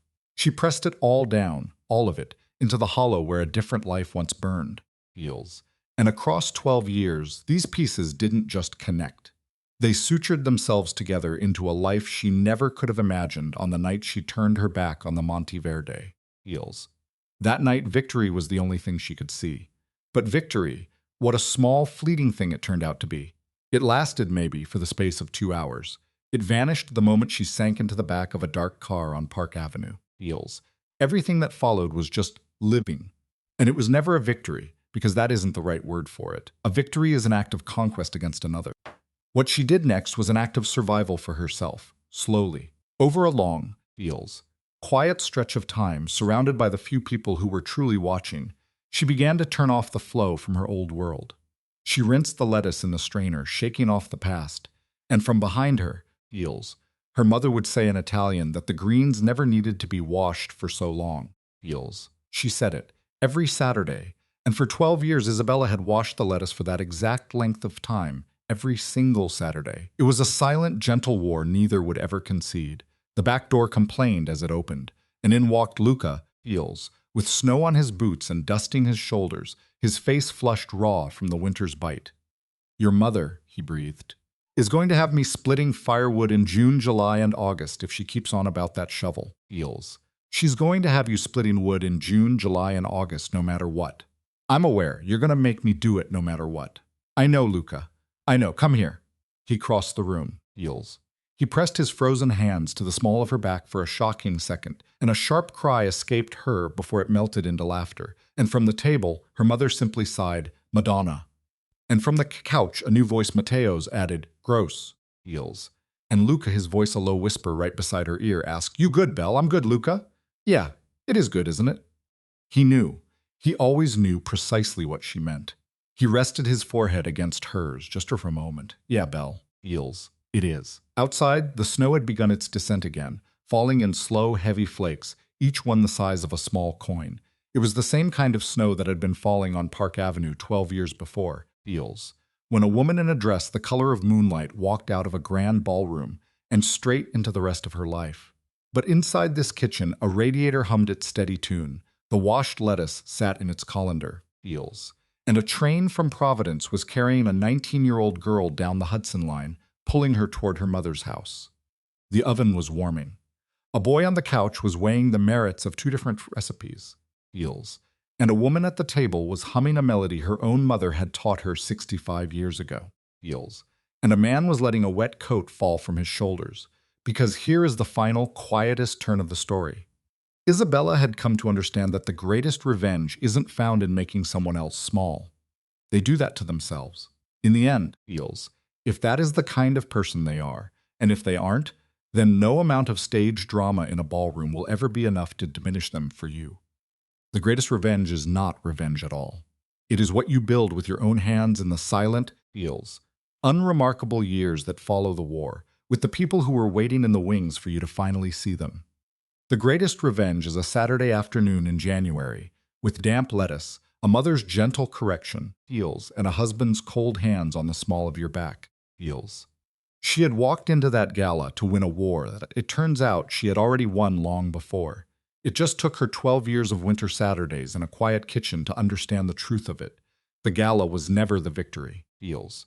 The victory was everything that came after. The victory was, is, and always will be the slow, painstaking work of building a life after the old one has been burned to the ground, of choosing each morning, heels, to remain in a life you constructed by hand instead of one that was simply assigned to you. The snow continued to fall. The radiator hummed on. Someone, likely Matteo, flicked the switch on the kettle.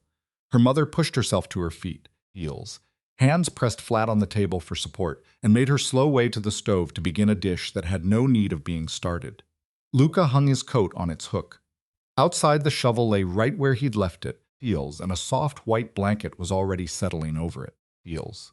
Isabella Varley, 45 years old, a writer, a wife, a mother, a daughter, stood at her own sink in her own house, with the entire constellation of her life behind her. She watched the snow fall and didn't spare a single thought for the ballroom, heels, or the platinum dress, or the man who had been sitting at table 3, or any part of it. She was thinking about dinner. She was thinking, the lettuce is done, and Costanza's train will be here at 6, heels, and I have to remember to get the bread from the freezer. That was the true ending. The one they never tell you about when you are 33 years old and planning your grand campaign, heels. The story you are truly writing is not the one you march into a ballroom to declare, heels. The story you are truly writing is the one where, on a perfectly ordinary Saturday a dozen years later, you realize you don't need to tell the ballroom story anymore. At all.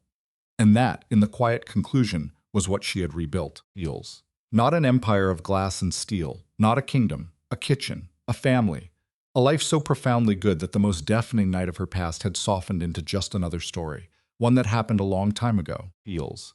It belonged to a younger woman she remembered with a sort of distant fondness, the way you remember a friend who helped you haul boxes one sweltering summer and then moved away. The one you thank, years later when you are finally truly home, heels, for every single thing she did to get you there.